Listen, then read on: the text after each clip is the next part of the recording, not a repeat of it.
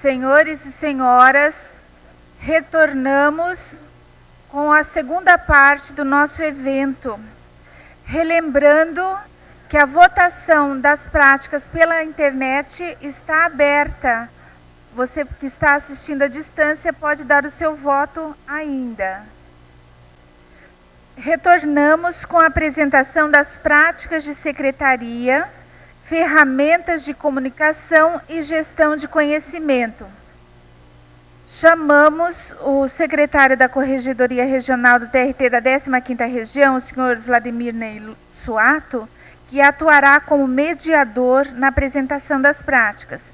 Chamamos os senhores João Paulo Machado, da 4ª Vara de Campinas, Ana Lúcia Vera Martins, da 1ª Vara do Trabalho de São José do Rio Preto, Alan Dionísio Vieira de Oliveira, da 8ª Vara do Trabalho de Campinas, Cíntia Santavica Ruber Bacinello, da Vara do Trabalho de Pirassununga, Marcelo Mantei Belenzifer, da 5ª Vara do Trabalho de Campinas, e Alexandre José Alves, da Vara do Trabalho de Botucatu. Boa tarde a todos. A votação continua aberta pela internet. Ela vai até o horário do coffee break, tá bom? Vamos pedir a todos que se sentem, por gentileza, para a gente ouvir os colegas.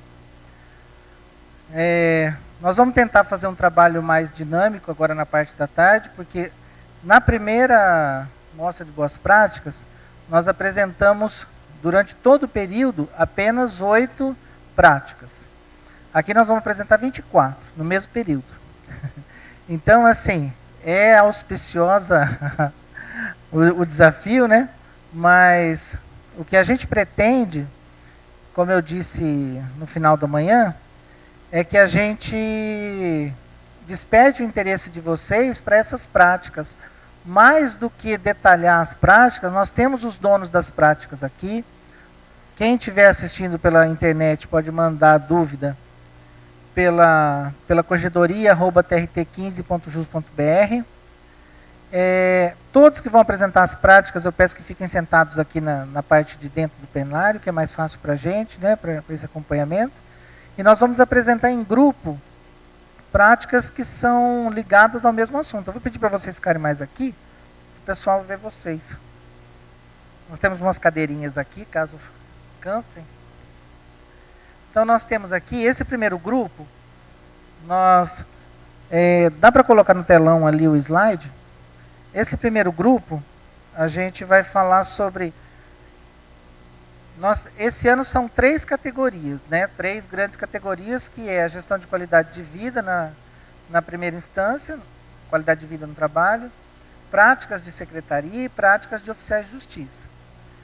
Dentro dessas práticas, nós vimos que era possível fazer ainda um agrupamento diferente. Dava para agrupar ainda aquelas que são efetivamente de processo de trabalho dentro da vara e outras que são ferramentas de comunicação, que as pessoas descobriram alguma forma de melhorar essa competência transversal, que é a comunicação nas unidades. Isso é um desafio nosso, né, que a gente consiga comunicar. A Wiki mesmo é uma tentativa de fazer essa gestão do conhecimento. O importante é a comunicação. E é difícil azeitar essa comunicação nas varas. Então, nós resolvemos mostrar todas essas práticas aqui. Inclusive, nós temos algumas delas que podem até ser incluídas nesse projeto maior, que é o da Wiki, que a gente estava falando do fluxograma. Tá? Então, ferramentas de comunicação. Quarta de Campinas, João Paulo, nosso colega aqui, tentar aquilo que eu falei de manhã, das normas esparsas que a gente não consegue encontrar, e nós vamos tentar vincular a norma ao assunto. Ele fez algo muito interessante lá na Quarta de Campinas, já disponibilizou para os colegas também, que ele fez a compilação dessas normas todas, né, e criou um sumário também com hiperlink, que ficou mais ou menos com essa cara aqui. Então nós podemos ver que ele pegou todas as normas, e eu queria até que ele explicasse para a gente quais as normas que ele colocou ali, e quais os resultados que ele encontrou, acho que são evidentes, né, mas mais o que a gente consegue encontrar nesse índice, entendeu? De onde você pegou e principalmente como é que você atualiza isso. Tá? Antes de mais nada, boa tarde a todos. De fato, foi um desafio muito grande fazer a primeira versão. E eu escolhi como uma data de corte para essas normas o ano de 2010, por conta da iminência da implantação do PJE, e dali para frente vieram muitas outras normas, né? A ideia foi pegar todos os atos, portarias, provimentos, ordens de serviço, recomendações e tudo mais que houvesse na página do tribunal em normas institucionais, colocar isso tudo num único lugar e fazer um índice de forma que o acesso a essa norma pudesse ser feito de várias maneiras, né? Uma das maneiras é sabendo que norma que é. Por exemplo, eu tenho ali um provimento específico, eu sei que número é o provimento, que ano ele é, então eu vou ali no sumário, escolho o provimento, dou um clique nele e ele aparece a íntegra do conteúdo desse provimento. Por outro lado, pode ser que eu não saiba exatamente o número do provimento, mas eu sei sobre o que ele fala. Então o índice remissivo serve para essa finalidade. Exemplo, o provimento fala sobre a execução e um determinado assunto dentro da execução. Então eu vou ali na entrada principal, execução, no índice remissivo, e nas subentradas eu escolho aquela que mais se encaixa, localizando então a norma específica. Existe uma terceira maneira. Eu não sei exatamente o assunto, ou não localizei o assunto, não sei o número da norma, mas eu sei que existe alguma palavra, alguma expressão-chave que tem dentro dela. Aí o próprio leitor de PDF, com Ctrl F, nós conseguimos localizar aquela expressão e a norma fica facilmente localizada. Isso foi muito prático para localizar várias normas que a gente usa no dia a dia, nas secretarias, inclusive para poder uniformizar os procedimentos, para fazer um alinhamento melhor com aquilo que a corregedoria, a presidência, o tribunal de uma forma geral coloca para a gente. E de fato facilitou não só a minha vida, mas a expressão de vários colegas foi de que isso tem ajudado muito o dia a dia da secretaria, poupando tempo e esforço para a localização e utilização dessas normas. A atualização ela é feita periodicamente. Eu tenho feito a cada 3 meses uma atualização, pegando as normas que foram editadas depois da data que foi editada a última edição, aquela ali é de julho de 2017, já estou em fase de finalização da próxima. E essas novas normas eu vou inserindo. Aquelas que atualizaram normas anteriores, eu substituo a anterior pela nova atualizada. Um exemplo clássico é o 5 de 2012, né, o provimento do PJE. E, além disso, eu atualizo também o índice remissivo, inserindo essas normas nos novos assuntos que vão aparecendo. Isso é um trabalho grande, exaustivo, não tanto quanto foi a primeira edição, mas tem compensado. Parabéns pelo seu trabalho.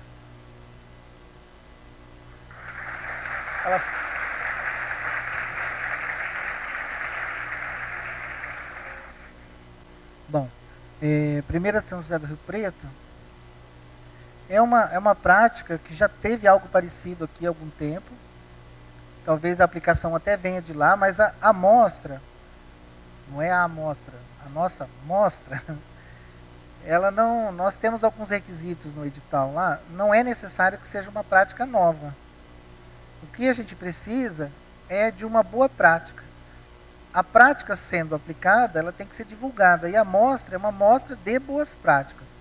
Entre os requisitos, é evidente que se uma prática nova também ela é um dos requisitos que não são acumulativos. Ela pode ser uma prática nova, pode ser uma prática antiga. Tem que ser uma prática que dê o que todas precisam ter é a aplicação efetiva, já estão sendo aplicadas, e que seja possível replicar. Só isso.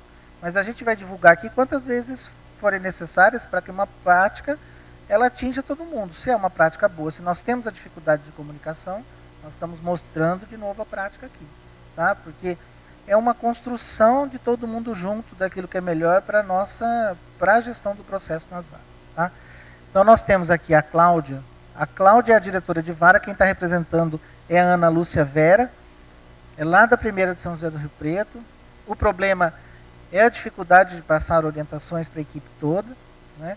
E eles criaram lá um canal de comunicação, está pequenininho aqui de ver, mas ela vai explicar para a gente como é que funciona isso. É dentro da rede da própria vara, né? do M. Mas aí ela explica, do diretório M, né? Aí ela explica para a gente como é que isso funciona, tá bom? Boa tarde a todos, meu nome é Ana Lúcia, estou aqui representando a primeira vara e essa boa prática inscrita pela diretora, né? O que acontece? Quando eu entrei na justiça, as mudanças eram muito lentas ou quase nenhuma, né? Mas hoje em dia as coisas acontecem, a gente brinca, né, de madrugada. Às vezes uma norma, uma orientação muda assim durante o dia, né? Então o funcionário se ausenta por algum motivo, ou por férias, ou por licença, né? Doença, e quando ele volta ele fica muito desambientado. Então a gente buscou nessa prática falar todo mundo na mesma página, né? Tá todo mundo assim, tanto quem está um mês de férias como quem está ali na lida diária, né? Esteja todo mundo na mesma página. Então, por exemplo, o que a gente consta nesses avisos, né? Nós temos 2 juízes. Então o juiz saiu de férias. Então a partir de hoje todos os despachos deverão ser feitos no nome do doutor tal, o juiz que está na vara, né? Daí, por exemplo, a migração para os processos, o passivo de processos em execução para o PJE. A gente fez lá um fluxo de como isso deveria ser feito. Então, todo mundo tem que entrar e seguir aquele fluxo.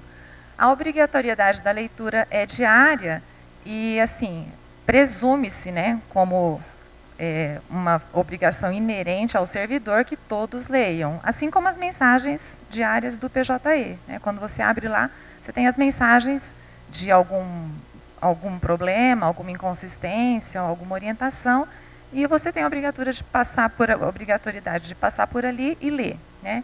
E a obrigatoriedade da leitura dos comunicados é também a mesma. E sob assim, pena de você ter que fazer um retrabalho se você não lê, né? É isso.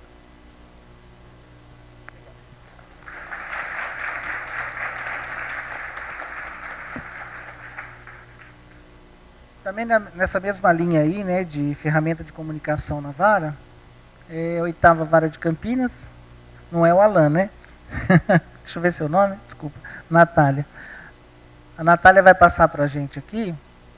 Eles criaram um negócio interessante lá, né? Eles pegam captura as abas, ele captura a tela do PJE e coloca numa tela de computador virado para o advogado, explicando as tarefas, a quantidade de servidores, como é que eles estão trabalhando com aquilo. Então, eu já vou explicando e você não tem o que falar, né? Vai bater aqui. Então, fica com essa tela de frente para o público, com o acervo da vara, que está pequenininho aqui, né?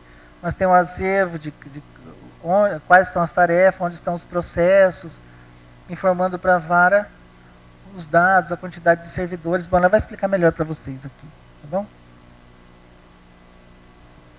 Bem, boa tarde a todos, eu sou a Natália, o Alan não pôde vir, então estou aqui representando a vara. Eu atuo como coordenadora da fase de conhecimento. Bem, esse painel foi criado a partir daquele momento em que nós tivemos muitas reclamações no balcão porque o processo não tramita. Eu acho que isso é muito comum em todas as varas. Então, isso daí é um print da tela inicial do PJE, das 3 fases. Em vermelho não dá para ler, mas é uma explicação do que aquela caixinha representa.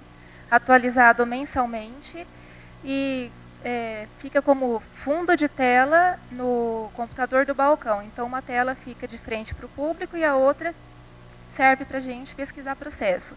Enquanto isso, eles estão lá lendo a situação da vara. É uma forma de dar satisfação para os advogados, porque está demorando muito para tramitar o processo.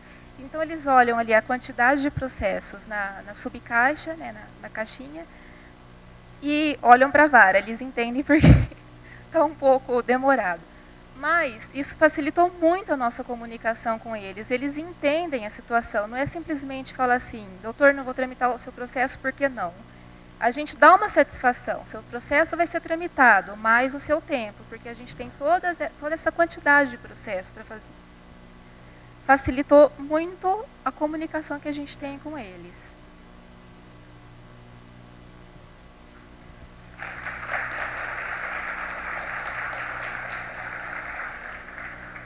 Não é o Evandro.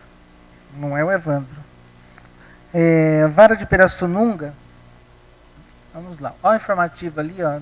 Eu não vi que tinha esse slide ainda. Olha o jeito que eles deixam a telinha para o advogado. Pirassununga. Evandro, representado por Carla e Cíntia. Vamos lá. A prática, gestão de risco fragmentada, cálculo do custo provável da ação antes de audiência. Aí vocês precisam explicar para mim, porque antes de ir para a audiência, há um cálculo da probabilidade do valor daquele processo, do que a pessoa pode levar naquele processo. É isso? E aí elas vão ensinar para a gente, porque isso parece que facilita na hora de fazer o acordo, porque a pessoa já sabe a probabilidade dela vencer naquilo ou não. Então isso é traduzido em números, né? Que isso facilita a realização de uma conciliação.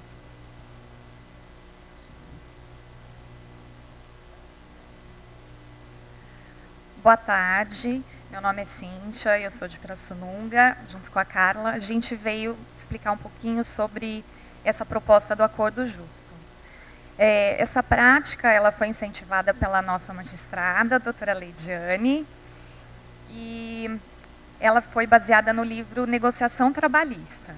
Então, esse livro tem uma fórmula e o servidor Evandro Pereira, ele transformou essa fórmula numa planilha que é bem simples de ser alimentada, que essa planilha vai calcular para a gente o risco e o custo que as partes têm e também leva em consideração a duração do processo para chegar num valor, é uma sugestão de valor, né, para que no momento da negociação em audiência, esse valor seja uma sugestão e que as partes, os advogados e as partes saibam que não é um valor aleatório e esse valor acaba trazendo mais credibilidade no momento da negociação e isso, de fato, contribuiu muito para os índices de acordo em audiência.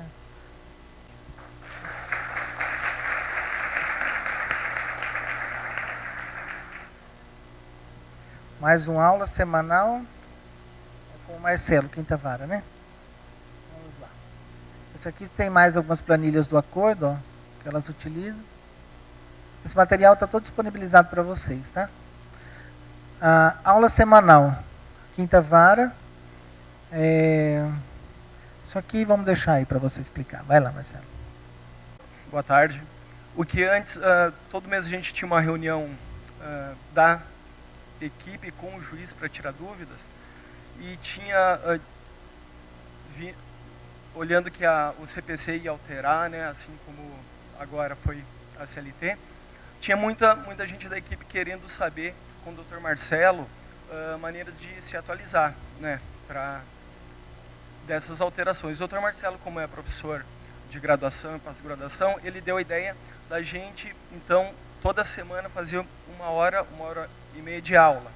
Então a gente pega, por exemplo, parte do CPC, no começo, né, e mais ultimamente da CLT, e ele vai dando aula mesmo, explicando as etapas, tudo, para, que nem você falou, muita gente que entra na vara do trabalho, às vezes não tem direito, né, ou é veterinário, tem gente que é veterinário, enfim, diversos. Então eles ficam, tem mais segurança para dar despacho, né, a equipe fica mais independente também, né, não tem aquela coisa que às vezes todo mundo pergunta para o diretor, que daí pergunta para o juiz, e daí quando a resposta vem não é aquela que foi perguntada. Então, no final da aula, a gente discute os pontos que estão divergentes, assim, em questão, problema do processo mesmo, né?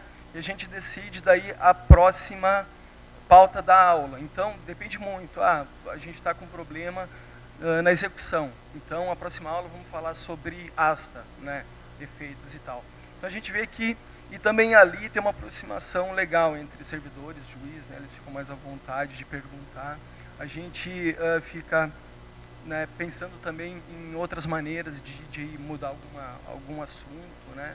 Enfim, é um ambiente de discussão legal assim, do processo da secretaria.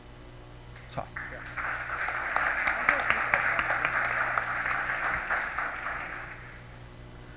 Vamos lá. É a última desse grupo, né? De ferramenta de comunicação ainda. Nós temos o nosso colega aqui, o Alexandre, ele foi o vencedor do ano passado.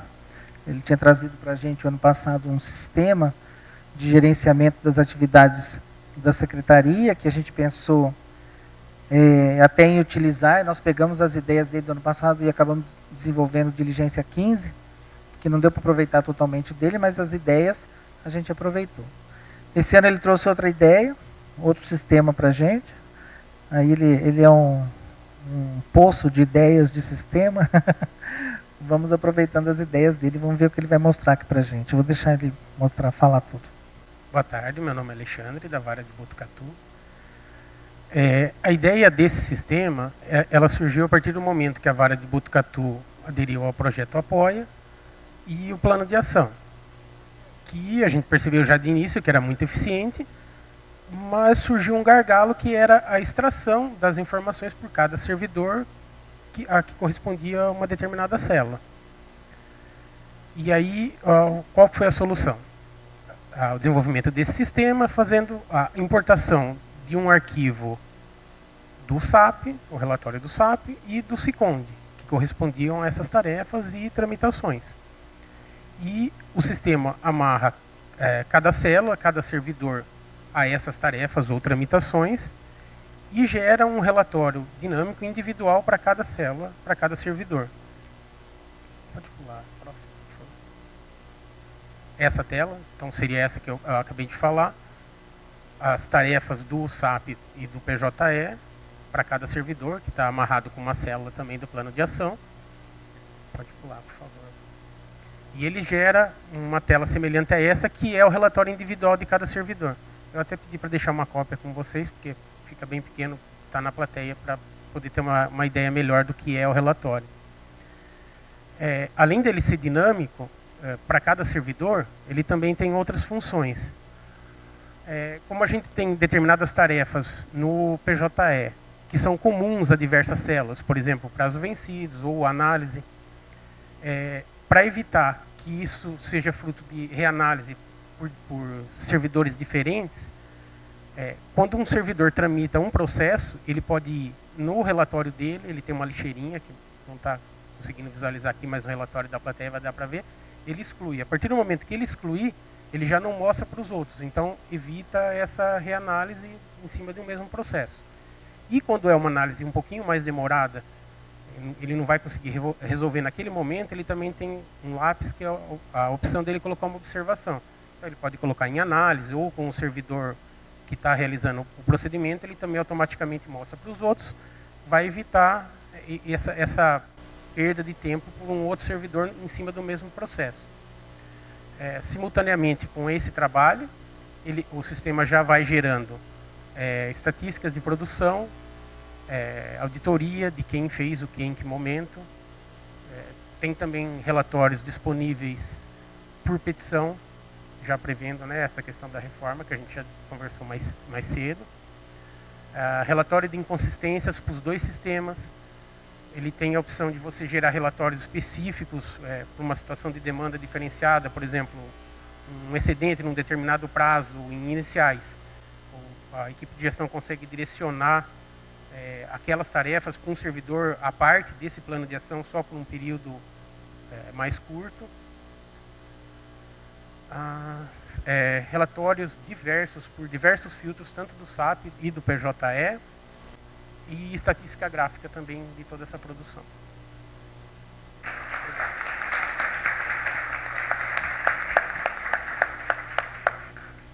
Agora nós vamos entregar para vocês o certificado de participação, tá? E a Corregedoria agradece imensamente esse interesse de vocês em compartilhar essas boas práticas, que podem trazer uma melhora na prestação do trabalho para o cidadão. Bom, muito obrigado em nome da Corregedoria. E os certificados estão aqui, nós vamos entregar para vocês.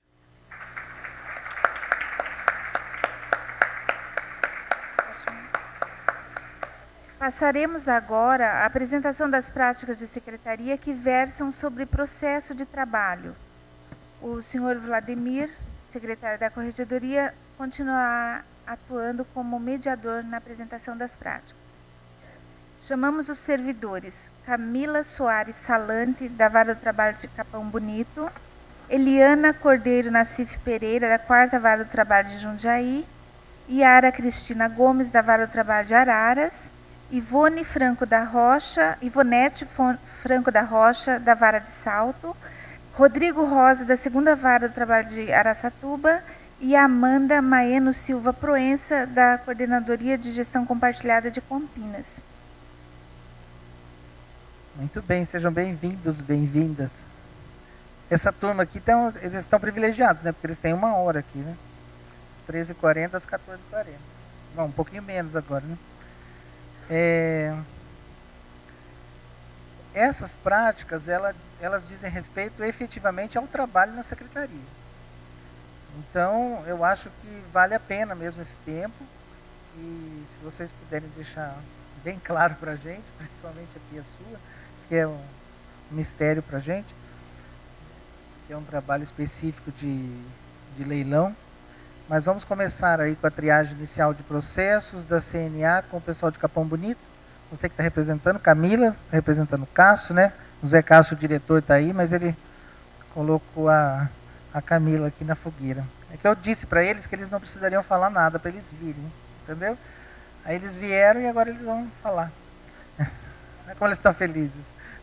Vocês querem ficar... Vocês conhecem o... Você quer que eu vá passando? É o mesmo, na frente ou atrás. Lá e aqui. Está. Vamos lá. Não, você pode falar tudo. Boa tarde, eu sou a Camila, estou representando a equipe de Capão Bonito. Bom, o problema é as informações desatualizadas e incorretas fornecidas no momento da distribuição da ação. Todo ano, a CNA, a Confederação Nacional da Agricultura, distribui inúmeras ações. E a gente tinha um retrabalho, porque essas ações chegavam na fase de conhecimento e a gente descobria que o executado era falecido desde antes da distribuição da ação, ou que o endereço fornecido pertencia a algo correio, a Caixa Econômica, enfim. A gente tinha que retroagir aquele processo, declarar nulidade de todos aqueles atos processuais praticados até então. Então, o que a gente precisou fazer? A gente começou a fazer uma triagem mais detalhada, mais apurada. Em síntese, essa triagem é feita sobre 3 procedimentos. O primeiro, como as ações são distribuídas todo ano, a gente tem um grande número de dados. Então, a primeira consulta é feita no próprio PJE, pelo nome do reclamado. Então, a gente verifica os processos distribuídos nos anos anteriores e por que eles foram extintos. Se eles foram extintos sem resolução do mérito, por qual motivo? A partir de então, é verificado no processo atual se aquele vício foi sanado ou se ele permanece. É muito comum ele permanecer. Aí a gente extingue essa ação sem resolução do mérito. O próximo passo, a gente utiliza o Google Maps, porque é muito comum a confederação informar endereços de prefeituras, bancos. Então, a gente, através dessa consulta, a gente consegue fazer essa constatação. A partir daí, então, a gente extingue o processo também. E a última consulta é feita no site da Receita Federal.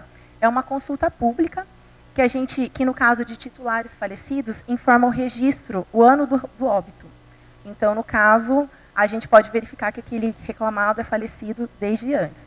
Em alguns casos, quando não tem essa informação no site da Receita, a gente utiliza um sistema que é o Sistema Nacional, uma base de óbitos, que é um sistema utilizado pelos bancos e que a equipe de Capão Bonito consegue ter acesso devido ao bom relacionamento com a agência local do Banco do Brasil. E uma informação interessante também é que, a partir desse mês de outubro, através de um convênio realizado com a Receita Federal e os cartórios, essas informações do site vão ser atualizadas a partir do momento do registro do óbito em 15 estados brasileiros, e São Paulo é um desses estados. Então, vai ser uma fonte mais confiável, né? Então, acho que é isso. Em síntese, é isso. Eu acho interessante que não é uma prática que dá para usar só nesse caso, qualquer triagem inicial. Sim, né? Sim. Dá para ser utilizado em qualquer processo. Então, você vai primeiro os passos. Primeiro, a gente consulta os dados do próprio PJE. Como as ações são todos os anos, elas são distribuídas em grande número, então, por exemplo, ontem foram distribuídas algumas ações.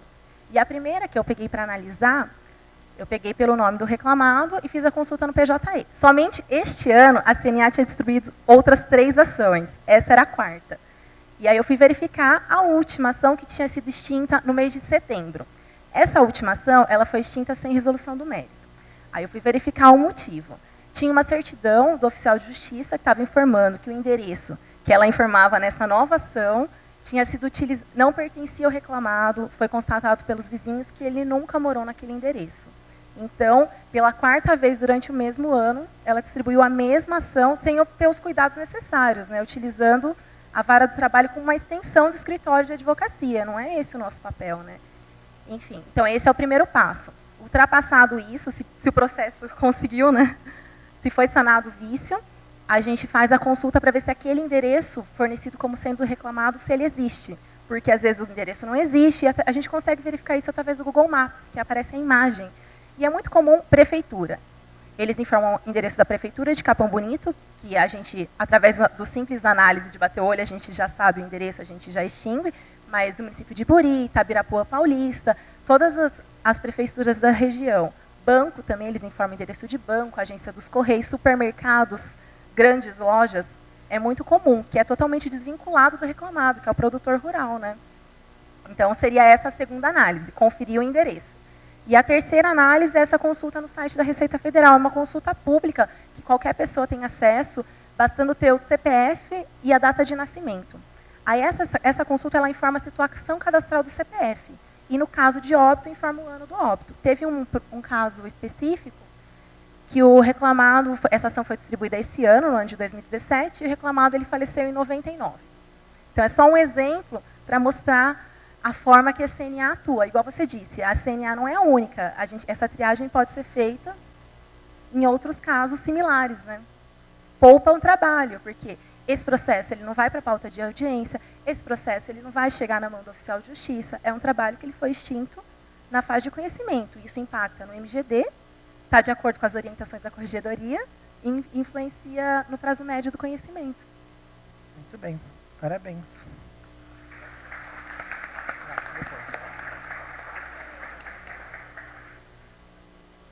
Vamos lá, seguindo aqui, nós vamos agora para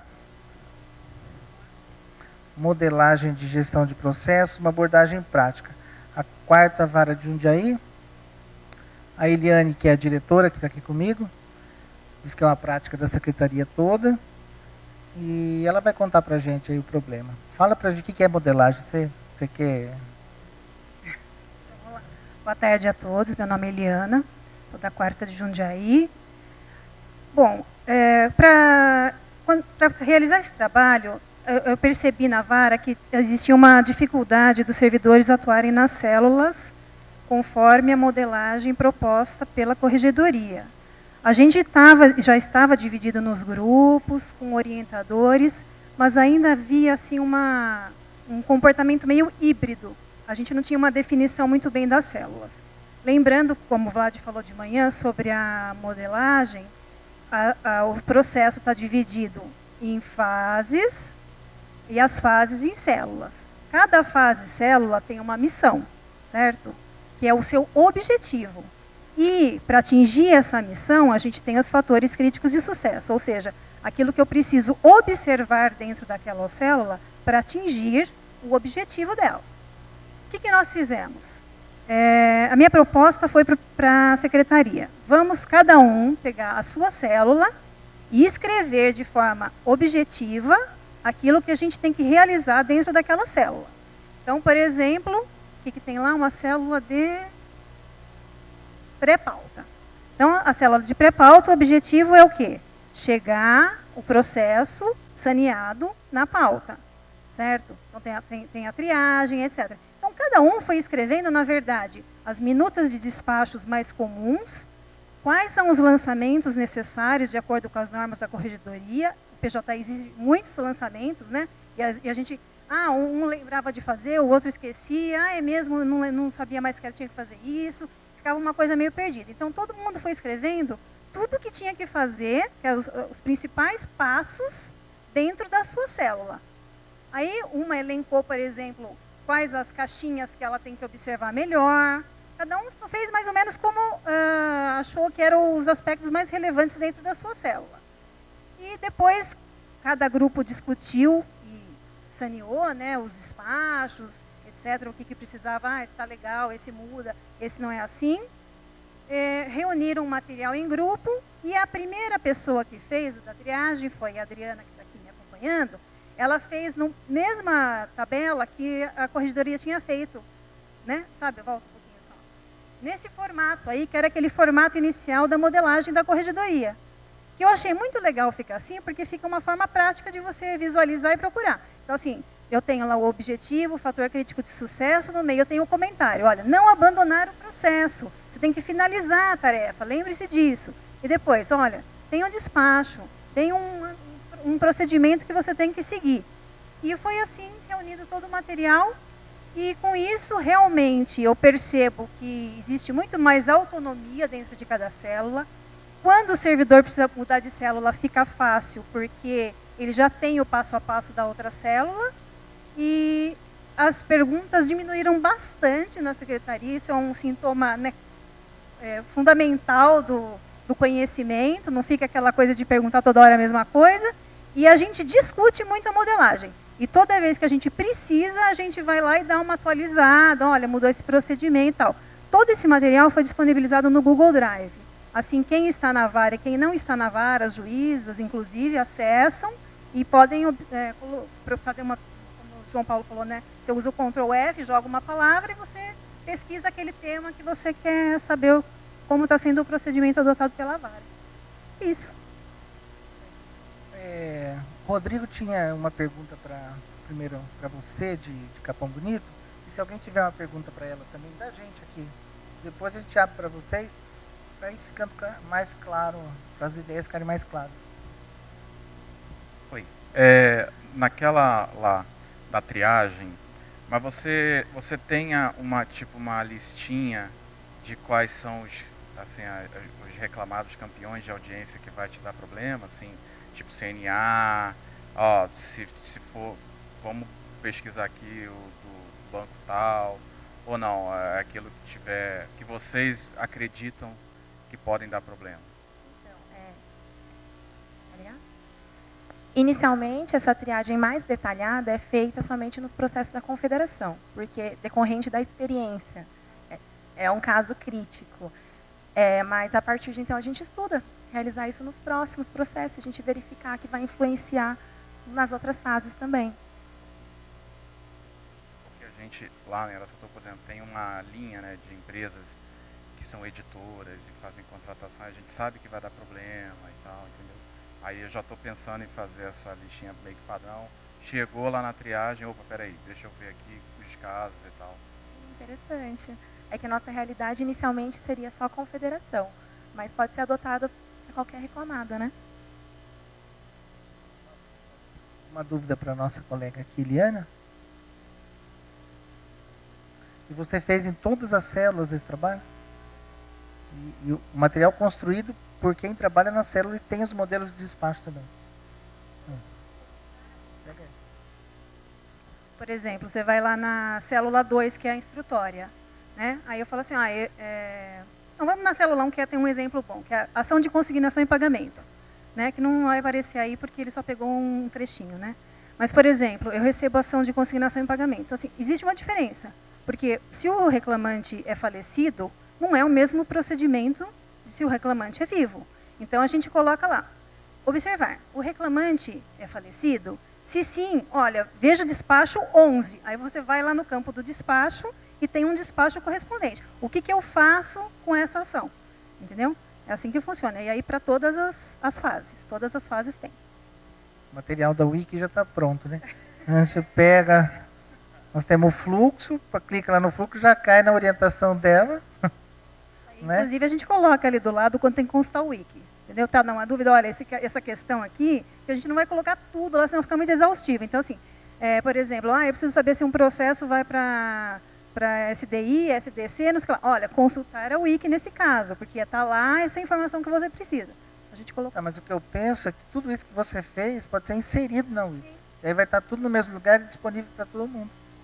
Inclusive os modelos todos. Inclusive já está convidado a participar do comitê aí que vai analisar o Wiki. Aceito. Convite aceito. Muito obrigado, Lia.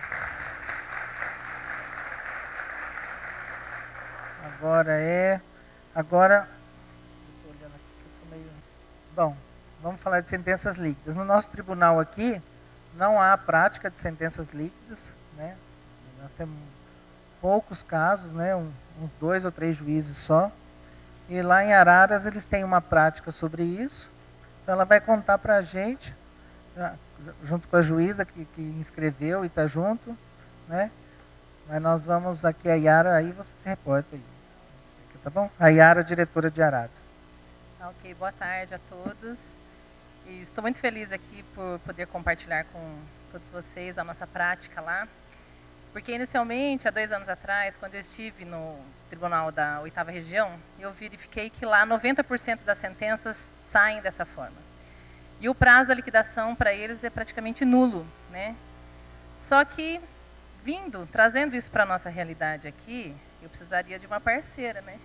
E aí, na verdade, a doutora Patrícia Juliana, tendo voltado para Araras, abraçou o projeto, né? Então, em razão disso, de ter essa parceria muito bacana, a gente desenvolveu, criando grupos no WhatsApp, com 5 peritos que inicialmente a gente escolheu, né? E que já estavam assim, mais inseridos nos nossos trabalhos lá, e que compraram também a ideia.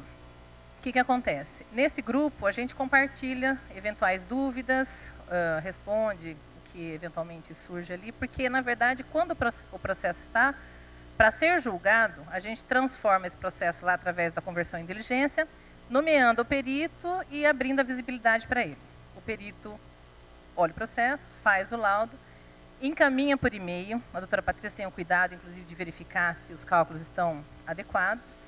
E a gente já combinou lá que às sextas-feiras de manhã, assim que ela dá o ok, que o cálculo está de acordo com a sentença, o perito insere no PJE e a juíza já assina na sequência, para que não haja nenhuma petição nesse meio termo aí, porque, na verdade, ficaria estranho, né? De repente, tem o laudo do perito e a sentença e algum pedido do advogado nesse interregno aí. Então, está dando super certo, é uma prática, inclusive, que faz pouco tempo, né, que a gente começou, mas que já está dando um resultado bem bacana. Qual é o intuito? Na parte dispositiva da sentença, inclusive, a gente constou lá já as 48 horas para pagamento, com indicação de bens, né? Ou seja, havendo trânsito, 48 horas já decorre, independentemente de nova intimação, e a utilização das ferramentas eletrônicas já sai na sequência. Então, o prazo da liquidação em Araras já assim, está bem curto. Então, esse é o intuito, a tramitação mais rápida nessa fase. Tá bem?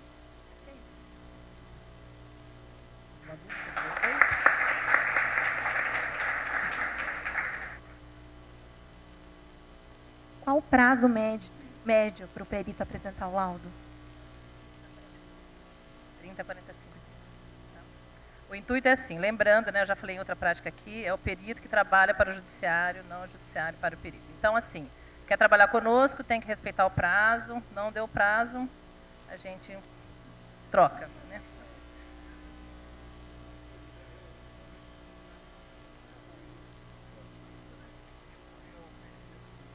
Não há contadoria na parte. Desculpa, A dificuldade que eu percebi aqui no TRT15 é a elaboração da conta por um servidor aqui de cada unidade. Eu acho, assim, é uma mudança de paradigma. Lá no Pará, eu vi, inclusive, porque, salvo engano, o juriscal que veio de lá. Então, é o programa que já faz a conta. Então, para eles é muito tranquilo. Eu não, assim, passando por muitas varas, eu não vi essa receptividade. Talvez precisasse de uma capacitação maior dos servidores. Aí teria, assim, que ter um outro foco, né, nesse sentido. Mas só por isso. Na verdade, a questão do perito é justamente porque a gente não conta com esse servidor qualificado. Por isso. Cada unidade tem apenas um calculista. E nós não temos um setor de cálculos. Então, ele coordena todo esse trabalho de liquidação. O que a corregedoria, naquela modelagem lá, a gente tem como um orientador dessa fase. Ele cuida tanto das obrigações de fazer, que estão ali pós-trânsito em julgado, e também cuida ele encaminha os processos para liquidação. Nem sempre ele consegue ele mesmo liquidar, fazer as contas, né? Ele é gestor dessa fase, na verdade, um mini gestor ali. É assim que funciona, porque o quadro é muito reduzido de servidores, né? Certo? Muito obrigado, dona Yara. Vamos agora. Ivonete de Salto me veio com liquidando a liquidação. Olha que beleza. Então, agora vai explicar para a gente o que é isso, né? Que a gente quer liquidar tudo. Boa tarde, pessoal. Ocorre o seguinte, primeiro, tem o tempo, né, Vlad? Pode falar tranquilo. O incentivo que nós tivemos em Salto para implementarmos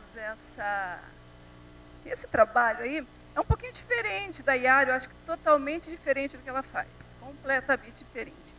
Foi um incentivo da corregedoria. A nossa execução estava chegando ali por volta do 0,7, 0,70, e a corregedoria seria um incentivo legal para a gente, ó, vocês precisam melhorar aí na execução. Daí o que nós achávamos que nós iríamos resolver a nossa execução paralisando a execução. Como paralisar? Paralisando a entrada de processos na fase de execução. E foi quando eu conversei com o nosso juiz titular na época, só que foi uma época muito difícil, porque só contávamos com um juiz só na vara, né? Como que a gente vai fazer uma pauta de conciliação? Não tem como. Mas logo em seguida, foi logo depois do PJE, nós recebemos o juiz auxiliar.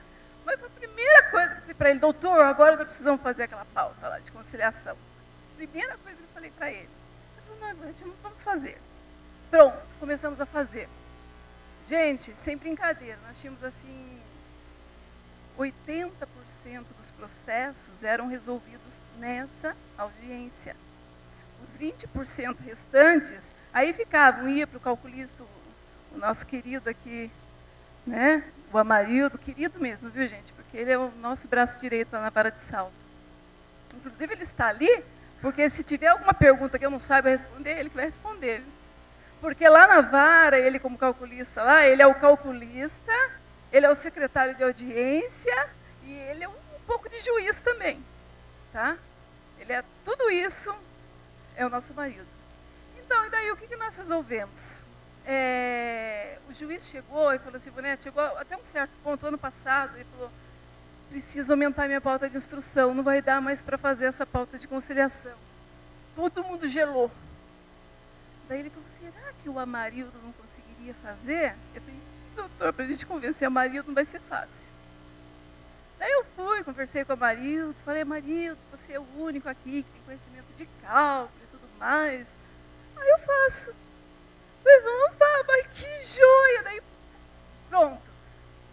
Fomos fazer um teste, né, Amarildo? Começamos com o quê? Com 5 processos, mais ou menos? 10 processos, né? Começamos com 10 processos semanalmente nessa pauta de conciliação. E continuamos. E foi um sucesso, gente. Conseguimos parar realmente a execução. É claro que nós tínhamos um acervo muito grande na execução, que nós resolvemos tudo. E conseguimos parar uma boa parte desses processos que eram resolvidos, que são resolvidos na fase de liquidação, né? Então, nós já fazemos um despacho. Primeiro, nós fazemos uma triagem de todos os processos que transitam em julgado, para saber, para conhecer o potencial da empresa, porque há muito tempo já em Salto, nós conhecemos as empresas, conhecemos os advogados, sabemos os advogados que trazem os cálculos relativamente certos, ou corretos, ou aqueles que extrapolam, né? Mas tudo bem. Então, nós fazemos toda essa triagem e colocamos o processo na pauta. E na audiência entra a figura do Amarildo. O Amarildo é o secretário de audiência, o Amarildo é o mediador, que agora já não é mais pauta de conciliação, agora é mediação mesmo, né? O Amarildo, ele fica na figura de secretário de audiência, ele é o mediador e ele é o calculista. As partes já comparecem em audiência com os cálculos, tá? E, geralmente, eles próprios já catam um dos cálculos, já são homologados na própria audiência, ou já sai acordo. Então, praticamente 70% dos processos que vão para essa pauta já são resolvidos ali, ou com acordo, ou homologados, os cálculos já saem homologados. E esses 30% que ficam para trás, uma boa parte deles, porque os cálculos que não são homologados ali, que são muito complexos, ele concede 10 dias para as partes, para eles impugnarem reciprocamente os cálculos e indicarem onde se encontram as falhas no cálculo, né? Então, daí volta o processo para ele, né? Na secretaria ele faz a análise e muitas vezes da própria parte, uma já concorda com o cálculo da outra e já resolvemos isso. E nessa audiência de conciliação, já liberamos todos os incontroversos. A parte já vem, a reclamada já vem com o cálculo dela e com o depósito do valor que ela entende devido. Isso que é interessante. E caso ela não compareça, antigamente, quando a gente aplicava o 523 a multa, ou o 475J a multa, a gente aplicava multa caso ela não comparecesse com o depósito do valor. Agora não mais. Mas eles já incorporaram tanto essa prática, que eles já chegam ali e já vêm com os cálculos e com o depósito. E quando não comparecem com o depósito, eles têm 48 horas para depositar o valor, né? Então, praticamente, vai para execução, vai para perito, que é uns 5% desse processo, mais ou menos. 5% mais ou menos dos nossos processos vão para perito. Então, o trabalho de perito contábil nosso é totalmente o contrário que você faz. A gente quase não tem trabalho de perito contábil lá. É tudo praticamente resolvido na própria secretaria. E o que vai para perito, eles têm o prazo de 30 dias, no máximo 60, para entregar. Eu gostaria, Vlad, que você mostrasse. Esse é o formato que vocês veem aí. Essa foto foi tirada para esse efeito aqui, tá? Tá o doutor Marcelo lá, adorável doutor Marcelo. Ele nós somos praticamente corpo e alma, né? Nós trabalhamos juntos mesmo. E ele é ótimo. Então, por que essas audiências são realizadas em dias que o juiz se encontra na vara?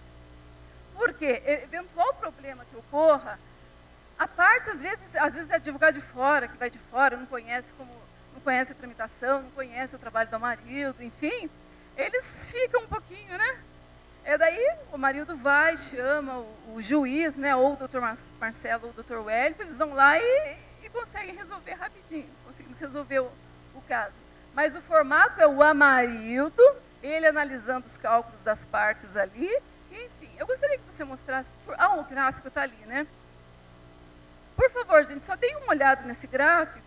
É o gráfico da liquidação. Esse verdinho aí, esse é a vara de salto, né? A liquidação na vara de salto. O azulzinho é a média do nosso grupo, né, Vlad? 2001 a 2.500. E o outro gráfico de cima ali... a média do TRT. Então, essa prática nossa, ela vem de 2015. Então, dá para vocês verificarem como que nós estamos mantendo ali a média. E com detalhe, gente, essa prática, ontem eu estava conversando com a Marildo, nós incorporamos tanto ela que hoje não dá mais para ficar sem ela. E tem um detalhe, nós já estamos treinando uma segunda, que é auxiliar do Marildo na liquidação, eu coloquei uma pessoa para auxiliar na liquidação, estamos treinando uma segunda pessoa para fazer mais um dia dessa pauta de liquidação. Então, nós estamos atualmente com pauta regular de liquidação. E vamos, o ano que vem, pretendemos o ano que vem, um dia o Amarildo fica e um dia essa menina fica também, porque ela vai ser a sucessora do Amarildo. Inclusive, a Escola Judicial nos ajudou muito, tem nos ajudado, porque eu pedi para que eles dessem um cursinho para a gente de cálculo, lá um cursinho básico, e eu fiz, a vara toda fez. Né? Não que eu saiba, viu, gente? Eu sou ruim de cálculo. Mas, enfim, o Amarildo, ele é o nosso auxílio, auxiliador. Já conhecemos o Amarildo. Se quiser vir trabalhar na corregedoria, vem, Amarildo. Tem um lugarzinho para você. Muito obrigado. Muito bem. Vamos continuar aqui. Agora, a segunda de Araçatuba, nós temos ainda 20 minutos. Ele vai falar aqui, também nesse campo da mediação, né, conciliação, mas aí já não é só na fase de liquidação, tá bom? Bom, boa tarde. A mediação integrada, na realidade, são ações em que a gente busca potencializar a própria mediação. A mediação, por si só, ela já é uma ação bem completa, né, e que traz muito resultado. Eu me formei recentemente, no primeiro semestre, como mediador, e vi algumas outras ações que poderiam potencializar. E aí, então, a mediação integrada, que a gente passou a realizar lá na segunda de Araçatuba, eu trouxe 4 pilares, são 4 pilares. O primeiro é a visão holística do processo, né, a visão ampla do processo. Como eu passei por todas as fases do processo, como servidor e as células também, então na hora de mediar lá um processo que tivesse no conhecimento, às vezes você pegava um processo, uma audiência inicial, você conseguia colocar, principalmente para o reclamante, de repente, algumas coisas que o advogado não coloca, né? Olha, não saindo o acordo aqui, e esclarecia, principalmente quando o reclamante pedia para esclarecer, o que poderia acontecer, as fases, o que ia acontecer com aquele processo. Sem dar prazo, ele já estimava mais ou menos o quanto tempo ele poderia ficar ali aguardando ter a solução do seu processo. Na fase do conhecimento, depois das perícias, que a gente coloca bastante em pauta, na fase de liquidação. Então, essa visão ampla de trazer para as partes o que poderia acontecer e tal. E a segunda foi a construção de uma relação com os advogados. E aí eu tenho que fazer uma menção à Eliane, que não está aqui, que é da 3ª Vara de Araçatuba, que foi também minha mentora. Ela já é mediadora há mais tempo que eu e ela me ajudou bastante. E ela trazia para mim o diagnóstico dos advogados. Esse faz, esse não faz, esse é legal, esse é assim. E ali nós fomos construindo uma relação onde, antes de colocar lá na hora a gente sabe que na mediação é muito importante fazer a triagem do processo para você não perder tempo de ninguém. E a gente adicionou nessa triagem o contato com os advogados, tanto o advogado da reclamada quanto do reclamante. E aí tem o saber ouvir, né? E você apreender mesmo. A gente perguntava e tentava compreender se havia uma disposição de pelo menos conversar, de estar numa mesa de negociação e ver ali aquele processo. Isso nos fez otimizar a pauta. Então você coloca aí processos numa pauta e você tem um resultado muito efetivo. E empodera os advogados. Eles se incluem na mediação como parceiros. E aí a gente tem criado um clima bem bacana. Advogados que nem gostam de fazer acordo, historicamente lá em Araçatuba, hoje já chegam, advogados chegam uma listinha, não dá para colocar esses processos na mediação, você empodera e coloca eles dentro da questão da mediação. O terceiro pilar é a mediação ser uma ferramenta de solução para toda a equipe. Então, lá na 2ª Vara de Araçatuba, eu tenho também que agradecer a equipe, a diretora Virgínia que está ali. Eles não somente compraram a ideia da mediação e apoiam, como eles mesmos passaram a enxergar a mediação como uma possível solução. Às vezes tem aquele processo, o servidor faz lá aquela análise do processo, e vê que não vai nem vem, e, poxa, de repente se houver uma mediação aqui, de repente tem a solução do processo. Então eles incluíram a mediação como um dos possíveis caminhos para solucionar aquele processo. Então hoje eu chego lá na minha mesa, tem um monte de papelzinho. Rodrigo, vê se esse processo vai, lotado de papelzinho, o que me deixa bastante satisfeito. A integração com a equipe. E o último é a integração com o magistrado. Então, no nosso caso lá, a doutora Rosana, ela mesma faz muito acordo e ela apoia e a gente se complementa. Então, vou citar 2 casos já para terminar a fala. Eu peguei um processo, era inicial, pedido de vínculo, cuidadora de idosos e ainda tinha briga familiar por trás. E coloquei não sabia que tinha briga familiar e por isso que foi para mediação. Mas chegou lá e as 2 pessoas que a reclamante incluiu começou a alegar que tinha outras pessoas na família que foram responsáveis pela sua contratação e tal. Então ali naquele momento não teria a resolução final, um acordo. Conversei com a juíza, ela falou, faz o seguinte, a advogada estava entrando com uma petição para incluir os outros do polo, ela falou, faz o seguinte, notifica a todos para que todos venham a uma audiência comigo. E eu sabia que na frente da juíza a chance de ter acordo naquele processo seria maior. 15 dias depois da audiência de mediação, foi marcada uma audiência de conciliação com a juíza e não deu outra. Foi feito o acordo, que dá uma sensação de dever cumprido muito grande. E do contrário também, da magistrada para o mediador, onde ela vai julgar um processo e ela vê que um processo, já chegou caso lá dela analisar um processo, ela, Rodrigo, esse processo aqui, a minha sentença eu acredito que não vai agradar nenhuma das partes. Tenta uma mediação aqui e tem dado resultado efetivo. Então, seriam esses 4 pilares que integram advogado, equipe e o magistrado, junto com a visão ampla do processo. Era isso.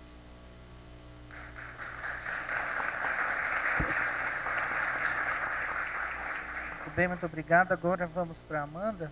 A Amanda tem uma prática aqui, para quem não é de Campinas, nós temos toda a sede da circunscrição, nós temos desde daquela resolução que mandou criar núcleo de pesquisa patrimonial, nós criamos 8 núcleos de pesquisa, mas nós criamos um setor bem maior, é mais ou menos parecido com a Central de Execução da Bahia e de Minas, que tem também a pesquisa, que nós fomos lá conhecer.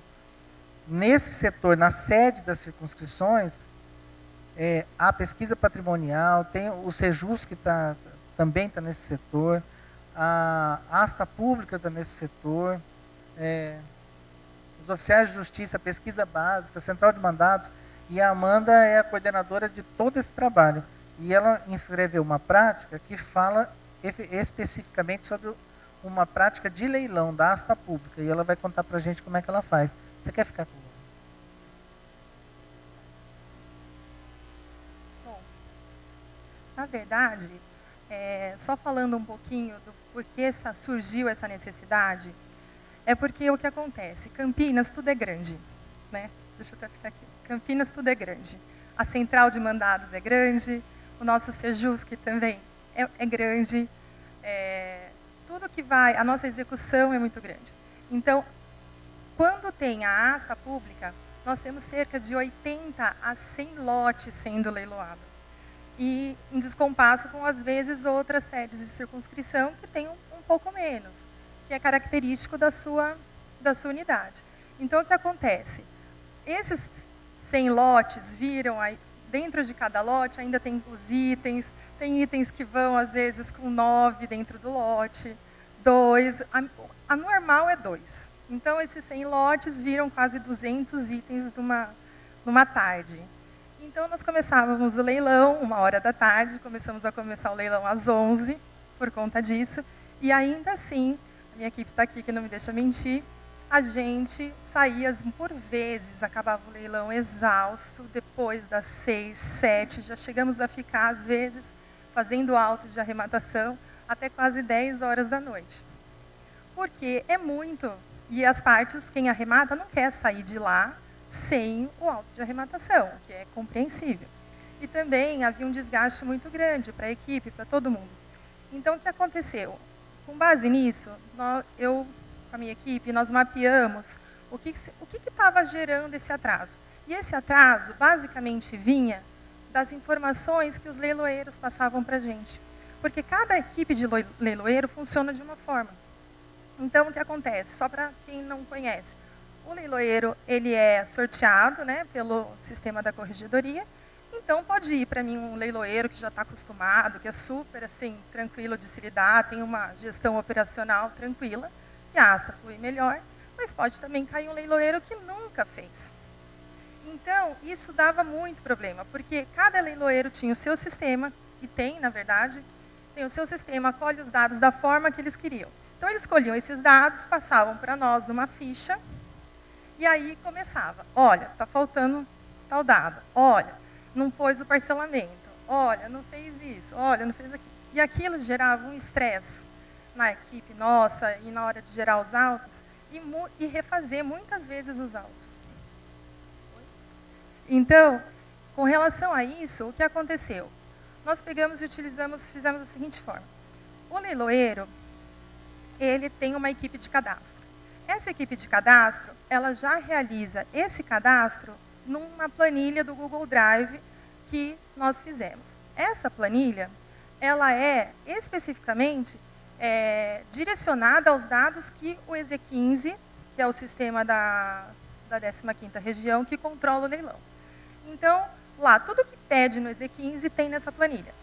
Então, eles preenchem isso. Então, quem está na mesa, verificando, por exemplo, que nem está ali, está a Roberta, tem o telão, ó, tem o EZ15, é um cadastro que é feito. Então, se o leiloeiro lá na outra sala fez um cadastro, aonde eu estou na mesa, eu já tenho o cadastro, já sei quem está lá. E tenho também, cada lançador recebe uma placa. Porque também já aconteceu em Campinas, de o leilão, de repente, começar a fluir, sobe os lances, começa a subir, de repente, cadê a pessoa que arrematou? Saiu correndo. Então, isso já aconteceu. Em Campinas acontece de tudo. Então, com relação a isso, a doutora Ana Cláudia, que conduz, doutora Ana Cláudia Torres Viana, que conduz, né, a CGC Campinas nessa parte jurisdicional, que é o NPP, e a ASA está ligada a isso, ela falou assim, olha, vamos tomar uma decisão, só dá lance quem tem placa. E ponto. Então, o leiloeiro faz esse cadastro. Então, ele já faz no formato que a gente precisa. Então, logo após o lance, acabou a disputa, está certo para quem foi, a gente já começa a fazer o auto na hora. Então, antes da gente, porque o leilão de Campinas tem a parte do repasse, então é feita uma primeira passada com todos os lotes e depois é feito um desmembramento. Então, logo na primeira passada, no intervalo de 5, 10 minutos, praticamente já estamos com todos os autos da primeira fase já feita. Então, a doutora Ana já corrige, ela já assina, na verdade, já é feito tudo o que tem que fazer ali na hora, porque o auto já está ali. E as partes também, a pessoa que arrematou, ela já escolhe também na hora para que banco que ela vai querer fazer. Se ela vai querer fazer a guia com o Banco do Brasil ou com a Caixa Econômica, porque também os bancos faziam uma captação no leilão, então dava um certo problema. Então, essa rotina que a gente fez, essa é uma ficha. Essa é uma ficha a gente chama de uma ficha de arrematação. Toda a mesa do nosso leilão, ela funciona com um coordenador. Esse coordenador, ele fica de olho. Arrematou? Qual lote? Qual placa? Quanto foi? Quanto não foi? E esse coordenador já anota tudo nessa ficha e já passa direto para a nossa mesa, independente do leiloeiro. Porque assim a gente não precisa esperar a equipe do leiloeiro passar isso para nós. Então, muitas vezes a gente acabou otimizando assim muito. Acho que, olha, posso dizer que 70% do tempo foi otimizado. Hoje nós fazemos astas grandes, até maiores, e cerca de 3 horas, 4 horas da tarde, já está tudo terminado. Entendeu? Então, como Campinas tinha cerca de leilões a cada 15 dias, e tudo isso gera um sistema muito operacional intenso, de verificação, de edital e tudo mais, foi necessário se pensar numa forma melhor de se fazer as coisas. E a forma que a gente viu era de tentar fazer uma padronização desses procedimentos, e aí a gente faz uma conversa com os leiloeiros, sempre antes, como que Campinas funciona. Então, eles já sabem quantas pessoas eles precisam trazer para o cadastro, eles já têm acesso a essa planilha do Google Drive, e essa planilha fica um banco de dados de todos os que se cadastraram nas astas para poder fazer, para poder dar lance. Então, eles usam também esse banco de dados para poder convidar as outras pessoas a participarem dos outros leilões. Então, em Campinas, tem muita gente que volta. Muita gente. Então, a gente tem um pessoal que compra carro, então eles voltam, quase todos os leilões, nós encontramos esse pessoal. E também tem investidores de imóveis, que já são conhecidos nossos, que acabam de tanto frequentar os leilões. Então, a gente acaba vendo muitas pessoas. Então, eu acredito que isso seja um motivo do sucesso. O leilão de Campinas, uma média de arrematação, por leilão, o último que tivemos foi de 2.500.000, mas também, no ano, nós temos cerca de 2, 3 que chegam a 4 milhões. Esse ano teve um, no começo do ano, que foi o segundo, que bateu a marca de 12 milhões. Então, assim, são muitos itens. Então, a gente teve que otimizar para poder fazer dar certo.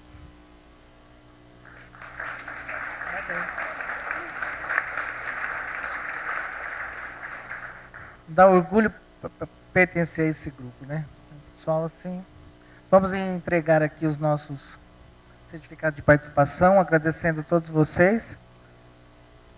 E a gente encerra aqui as práticas de processo de trabalho de secretaria e da CGC. Tá? Muito obrigado a todos vocês.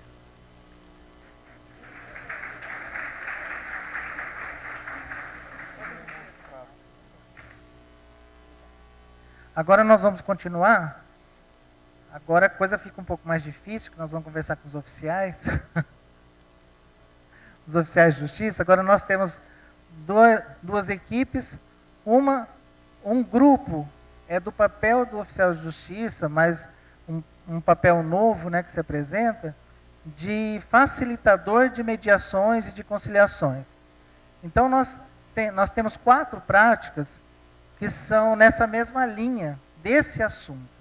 Então nós vamos chamar os 4 oficiais aqui para que eles... Travou aí? Votação. Você quer botar uma prévia da votação? Está no ar? Vocês querem saber como é que está a votação? É a última prévia, tá? Depois a gente já vem com o resultado depois do coffee break. Vamos ver como é que está. Olha lá. Modelagem com 49 votos. O índice da 4ª vara com 48. Acordo justo 42.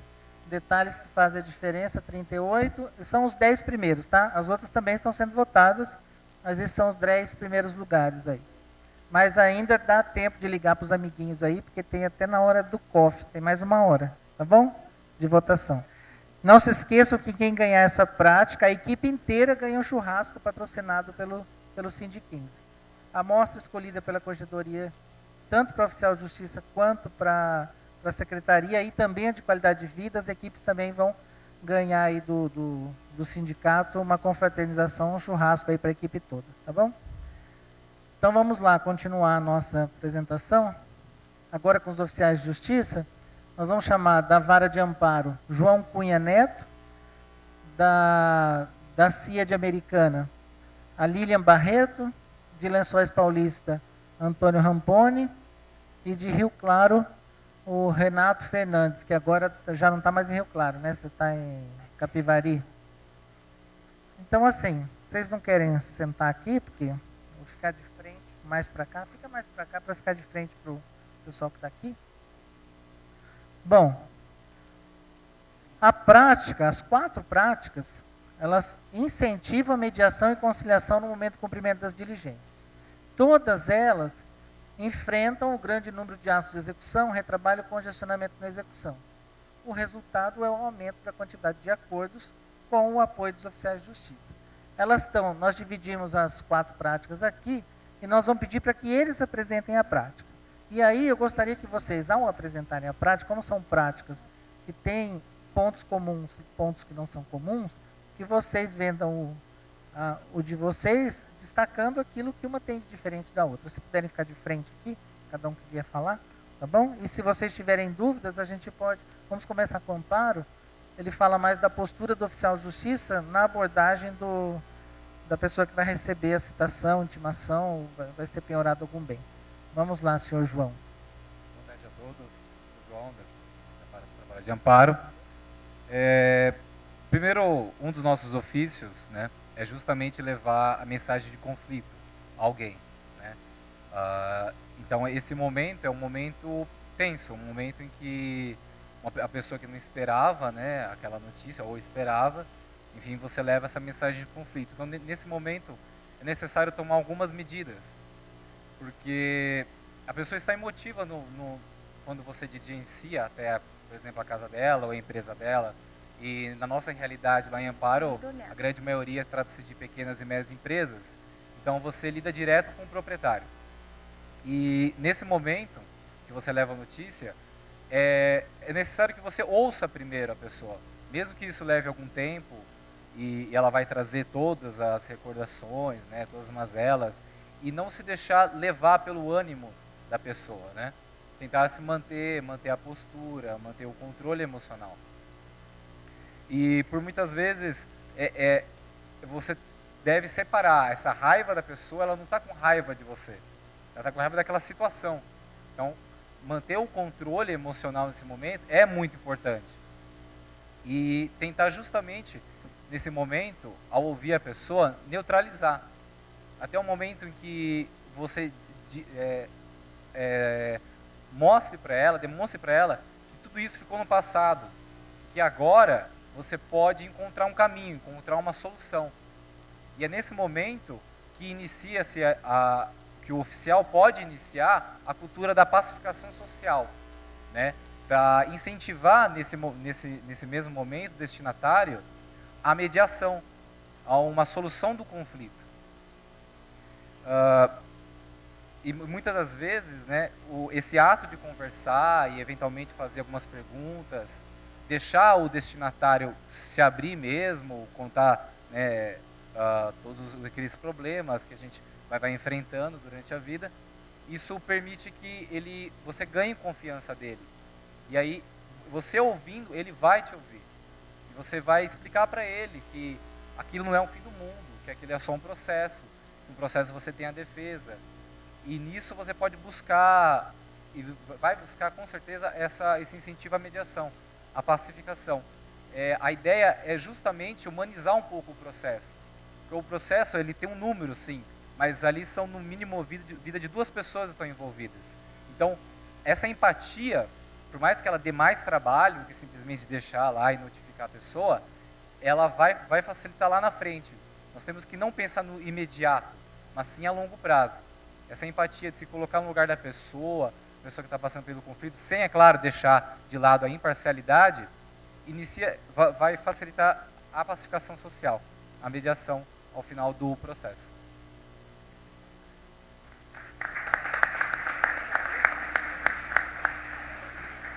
Rampone, Lençóis Paulista. Pode usar. Boa tarde a todos. Como Lençóis trabalhamos totalmente em conjunto, secretarias, oficiais de justiça, coordenadoria e secretarias, eu preparei uma colinha aqui para ler. Vamos lá. Ela possui a participação conjunta dos oficiais de justiça, coordenadorias, secretarias e juízes, visando a celeridade e a efetividade na execução, e que não se repita várias penhoras em uma única empresa. Ao percebermos os primeiros mandados de penhora, que mais deles estão por vir, é realizada uma penhora suficiente no montante das execuções, tudo em alinhamento com o Poder Judiciário e a empresa executada. Isso em casos onde a penhora de crédito não é possível. Um exemplo nosso, em um dos casos, ao ser bloqueado o total de crédito que a empresa detinha, fomos procurados por esse, que a fim de evitar a falência, se propôs a depositar mensalmente 30% do referido crédito, bem como dos contratos futuros. Levamos ao conhecimento dos exequentes que aceitaram as condições. Em 5 meses, todas as execuções foram quitadas. Procuramos ainda, em nossos alinhamentos, discutir sobre a melhor forma de como cumprir o mandado, apresentando à empresa oportunidades de quitação de débito através de penhora de parte do crédito, ou da produção, ou de bens que não interfiram na queda ou no encerramento da produção. A coordenadoria ainda acompanha a pauta diariamente, constatando que haja no fórum, em circulação aguardando audiência, algum destinatário de expediente da página dos oficiais de justiça, o servidor da coordenadoria entra em contato com o oficial de plantão, ou em sua ausência, conversa com o destinatário do expediente sobre a possibilidade de notificá-lo. Sendo possível, é passado todas as informações pertinentes da notificação, bem como colhido dados do destinatário, para instruir o oficial de justiça no melhor preenchimento da certidão. Essa é a nossa prática, pessoal. Obrigado. Muito obrigado. Americana, Lília. A Lília foi citada em todas as correções do ano passado. Como é? Nós vamos fazer correção em Americana e ela contou essa prática para a gente. Aí nós colocamos como a prática do ano passado, né? Aí nós recomendamos e a gente sempre dizia que era a prática da Lília. Essa é a Lília, que constou na ata de correção o ano todo, ano passado. Boa tarde a todos. Como o Vlad falou, meu nome é Lília, eu sou de Americana, oficial de justiça de lá. Mais perto. A minha prática, o que eu tenho feito, e eu tenho tido um ótimo resultado, é utilizar, no momento que eu recebo o mandado de pesquisa patrimonial ou o mandado de penhora, eu tenho buscado a conciliação. Então, como eu tenho feito isso? Em geral, eu sempre busco analisar o processo, isso é o primeiro passo. Então, ao analisar, eu vou verificar se o que aconteceu ao longo da audiência, da sentença, como foi a postura do meu executado nas diligências, né? Então eu vou saber se a empresa está fechada ou não, e a partir disso eu vou traçar uma análise do meu executado. Diante disso, eu procuro entrar em contato com os advogados. Então, a minha prática é sempre durante o cumprimento do mandado.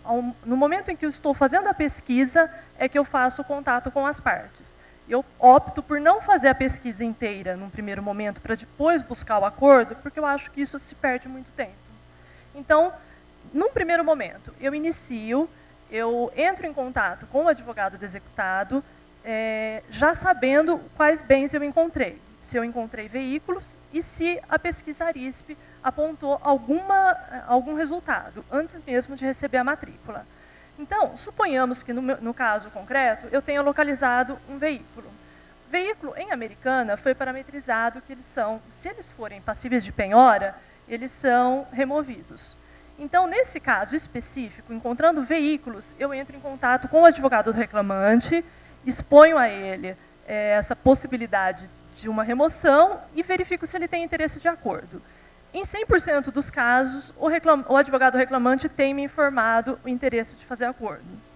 É nesse momento que eu busco um contato com a reclamada, sempre na pessoa dos advogados. Nesse momento, a gente começa a trabalhar, às vezes os advogados se conversam, outras vezes eles optam porque eu mesma faça essa intermediação, passe a proposta, a contraproposta, então cada caso é um caso. Eu inicio nesse passo a passo. Após isso, vai depender daquele caso especificamente. O resultado tem sido muito grande, muito positivo, eu até trouxe os números aqui, porque me chamou a atenção. Na verdade, essa prática não foi pensada, mas a partir do momento que eu vi o resultado, eu realmente achei que me surpreendeu. Então, aqui eu trouxe o resultado dos últimos 90 dias. Foram 18 processos em que houve acordo, ou pagamento parcelado, ou ainda audiência de conciliação. E apenas 3 casos eu fiz a penhora. Então, foram somente 3 processos com penhora de bens. Isso me chamou muito a atenção. E totalizou, nesses 90 dias, R$ 1.793.478 em acordos. Lembrando que a gente sempre procede ao bloqueio de circulação do veículo, de forma que, durante esse trâmite, essa conversa, não haja nenhum tipo de risco desse veículo não ser localizado depois. O que eu acho interessante em relação às outras práticas é que eu evito o deslocamento e eu não perco tempo para esse diálogo. Ao mesmo tempo que eu estou dialogando, eu estou buscando os bens. E também eu utilizo o próprio resultado das pesquisas como um argumento para buscar o acordo. Então, é mais ou menos nesse sentido. O modo como eu busco esse diálogo é tanto por telefone, por WhatsApp, por e-mail a partir do Cadastro Nacional de Advogados, ou pelo processo, enfim, são vários meios. Em alguns casos, a gente buscou, foi necessário as partes conversarem pessoalmente. Então, nós marcamos, eu chamo de reunião, para não dar aquela impressão que vai marcar uma audiência. Então, a gente marca uma reunião, já convido as duas partes, né, com os seus advogados, e a gente senta e conversa sobre o acordo no fórum. São esses os resultados que eu estou tendo. Uma coisa que é muito importante que eu gostaria de salientar rapidamente é que isso toma bastante tempo. Existe uma necessidade, um esforço maior do oficial de justiça. E isso só é possível porque, em Americana, os nossos juízes eles trabalham priorizando que o oficial de justiça seja utilizado na execução e menos nos atos de comunicação. Então, todas as intimações é possível ser feita de forma eletrônica. São vários itens que são observados em Americana, que nós somos orientados para que se viabilize que o oficial de justiça dê essa atenção maior à execução, buscando um acordo. Tudo bem? Então, estou à disposição. Muito obrigada.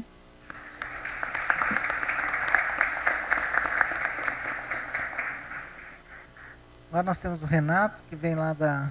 Quando ele se inscreveu, ele estava na Vara de Rio Claro, hoje ele está em Capivari. E teria o André. O André está em férias, não quis aqui e nos presentear com sua presença. Tá bom, vai com você. Bom, boa tarde, Renato, né, como me apresentaram aí.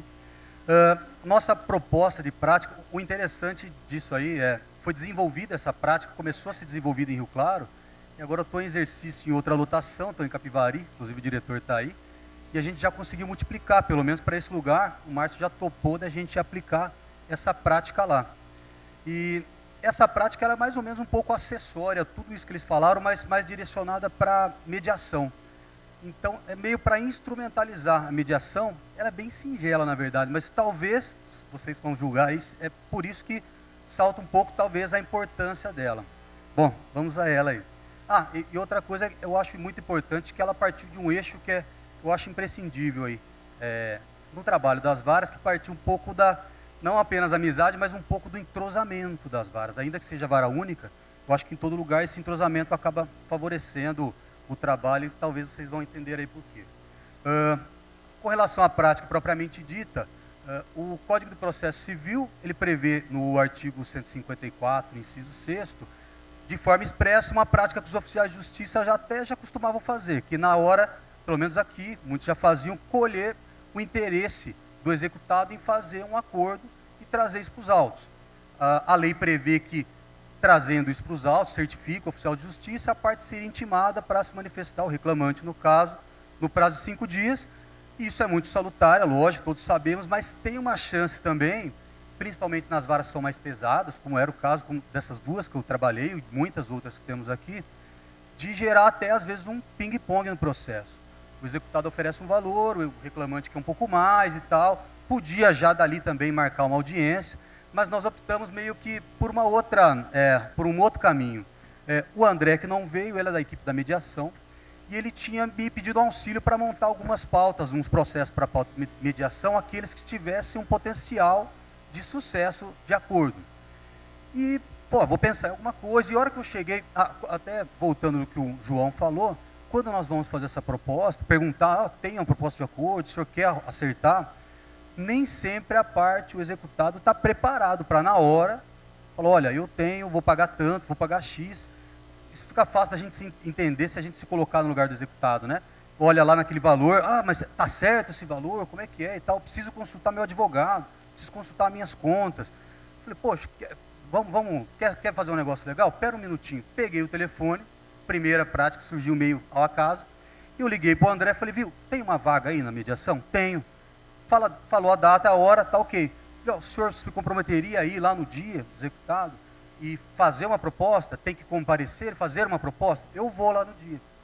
E realmente deu certo. Já intimei. Então o senhor está intimado a aparecer no dia tal horário, e vai fazer isso aí e tal. Então vai comparecer no dia. Primeiro foi assim por telefone, depois fizemos pelo WhatsApp.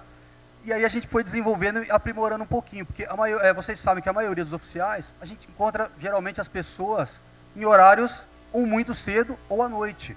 E aí não tinha como eu ligar para ele e a gente já, para marcar, não teria esses dados. Então eu comecei a já sair com algumas datas pré-agendadas. Se a gente não marcasse, a gente ia perder uma data de audiência, mas seria uma data de audiência de mediação. Então, chegava na hora com umas 3 ou 4 datas. O senhor tem interesse em fazer? Tenho. Não, tem proposta? Não tenho, preciso ver alguma coisa e tal. Falou, eu tenho uma data aqui. Pode nessa data? Nessa data eu não posso, por exemplo. Então tem uma outra aqui. Então essa eu vou, já marcava, já estava intimado, tinha que comparecer. E aí o servidor, o André da mediação, intimava o exequente para comparecer. A gente não faz isso é outra parte da prática, que é em complemento a ela. A gente não faz isso com a totalidade do processo. Por exemplo, não vou pegar um processo que a dívida é muito alta e o bem que está sendo penhorado é muito pequeno. Então a gente penhora o bem mesmo assim, e o executado ele vai para aquela audiência de mediação, é duro falar, mas está um pouco com a corda no pescoço, porque ele sabe que se ele não fizer o acordo na hora, vai prosseguir a execução de uma forma natural, como ela já prosseguiria. Ele já vai ter um prazo para manifestar desde a intimação da penhora, já está correndo. Então, o nosso papel é identificar qual é aquele processo que tem o maior potencial. E temos aí alguns exemplos aí daqueles que a gente identificou depois que o André viu que o resultado começou a ser até superior a 90% dos acordos. Quando a dívida não é muito alta, e o único bem que a gente encontra, quando a gente acha bem que o executado é coproprietário, não sei se todos fazem assim, mas nos lugares que eu trabalhei a gente penhora o bem inteiro. E muitos desses casos, os coproprietários que são proprietários junto com o executado, eles são parentes. E isso pode, infelizmente, a gente não tem como interferir nisso, mas isso pode gerar consequências na família. Então já chegou o caso do executado pedir, não intime, por favor, ainda até essa audiência, os meus parentes que eu vou resolver lá. E a dívida era um valor razoável, não era um valor muito exorbitante, e nesses casos foi 100%, na verdade, né? Tem outros casos, por exemplo, quando a gente já faz a penhora de aluguel, ou quando a gente penhora um único bem de uma empresa, e até os sócios têm outros bens, mas não teve desconsideração ainda. E eles não querem perder aquele bem da empresa. Então pediram para fazer. Então, eu acho que o que ficou bacana da nossa prática foi de já sair com essa data, perceber que aquele processo realmente era um processo que podia ter uma solução, não é aquele processo que você olha, vou fazer uma proposta, mas vou ver na hora. Não, vai fazer uma proposta, vai acontecer. Então, acho que isso que contribuiu. E pegamos um processo aí de cobaia, talvez, essa semana, de um executado que ele não tinha nenhum bem, nada. Era uma pessoa, uma idade muito tenra, aí, muito novo, e os pais queriam ajudar. Não, ele não tem bens. Pesquisamos tudo, e aí eu coloquei até a certidão negativa já no processo. Aí, dessa vez, talvez quem esteja meio com a corda no pescoço seja o exequente. Vai saber que, é lógico, né? Ele tem os direitos dele lá, mas o executado não tem nenhum bem para suportar. Então, a gente vai ver como é que vai ser essa situação, né? Daí eu submeto aí para vocês aí o que acharam. A prática é isso aí.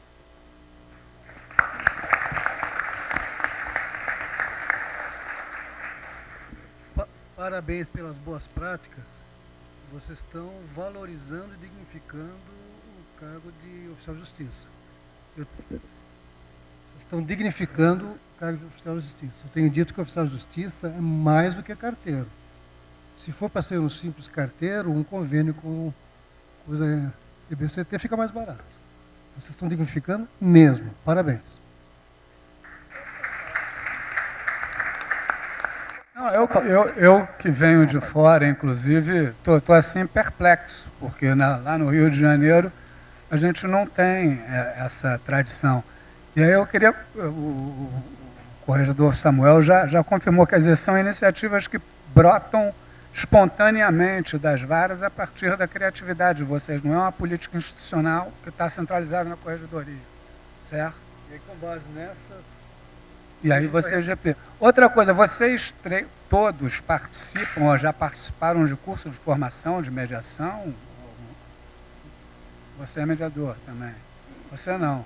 Que você foi quem fez a abordagem psicológica que eu achei mais interessante. Quer dizer, você é o oficial que percebe que você está se aproximando do réu no momento de fragilidade máxima, mas sem adotar uma postura ameaçadora, você sabe que aquele é um momento em que você pode extrair, talvez, né, com maior eficácia, uma conciliação.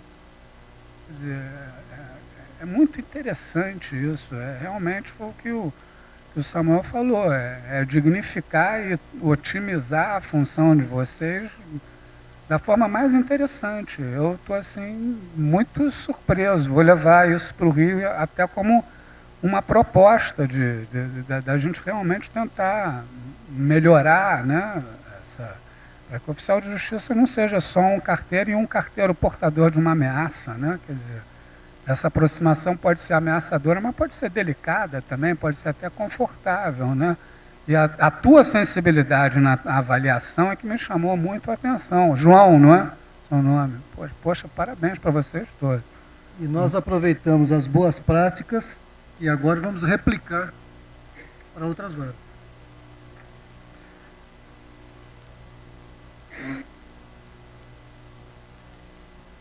Parabenizar mais uma vez o TRT da 15ª Região. Eu estou aqui boquiaberta desde ontem pela manhã. A cada minuto que se passa, eu conheço boas práticas em tudo, por tudo. Realmente vocês estão de parabéns. Vocês mostram que são efetivamente referência nacional. Não é à toa que estão aqui, em primeiro lugar, em produtividade dos tribunais de grande porte. E essas experiências trazidas aqui pelos oficiais de justiça mostram exatamente, na prática, Vlad, o que você falou hoje de manhã, quando você foi apresentar a ideia da gestão de processos e a ideia de que vocês trabalham aqui na 15ª por processo e não por tarefa. Então, isso demonstra que o oficial de justiça está completamente integrado ao resultado do processo, que é dar fim, efetivamente, à execução, retirá-lo ali da taxa de congestionamento na execução, e não apenas preocupado com sua mera tarefa, que seria, em princípio, como regra, como é praxe normalmente, cumprir aquelas diligências, seja nos mandados de citação, mandado de penhora, mas também buscando efetivamente uma solução para o processo, com um resultado efetivo. Estão de parabéns. Mostra na prática efetivamente o que você falou hoje. Busca-se, trabalha-se por processo e não por tarefa. Parabéns mais uma vez. Muito obrigado.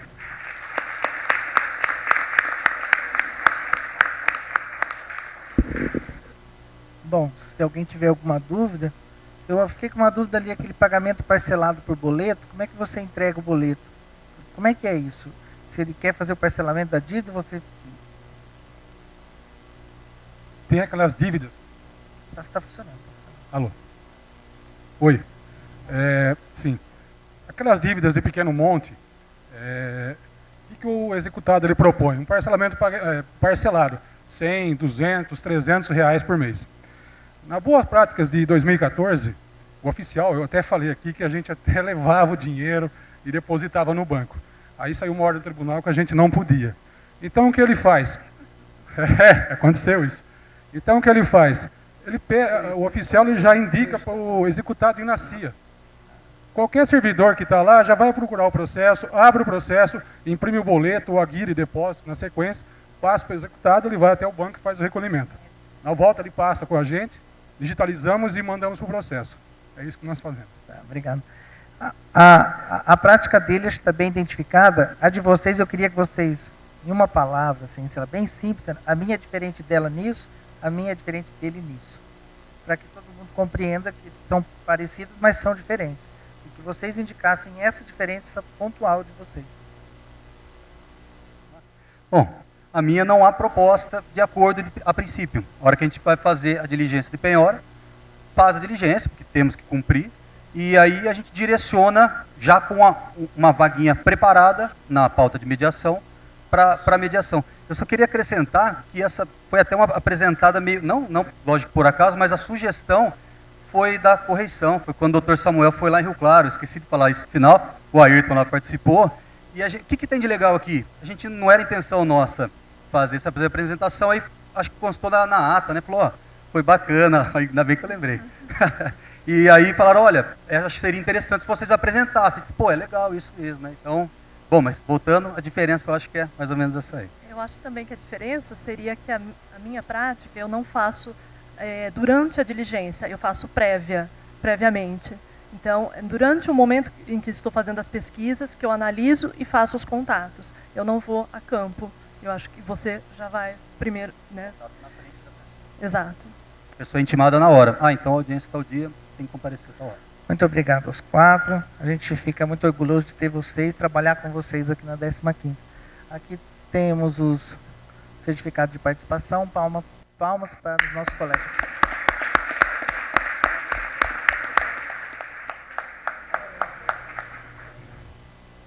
Agora vamos continuar. Nós temos mais um grupo de apresentações. Nós temos meia hora ainda. Nós estamos dentro do tempo.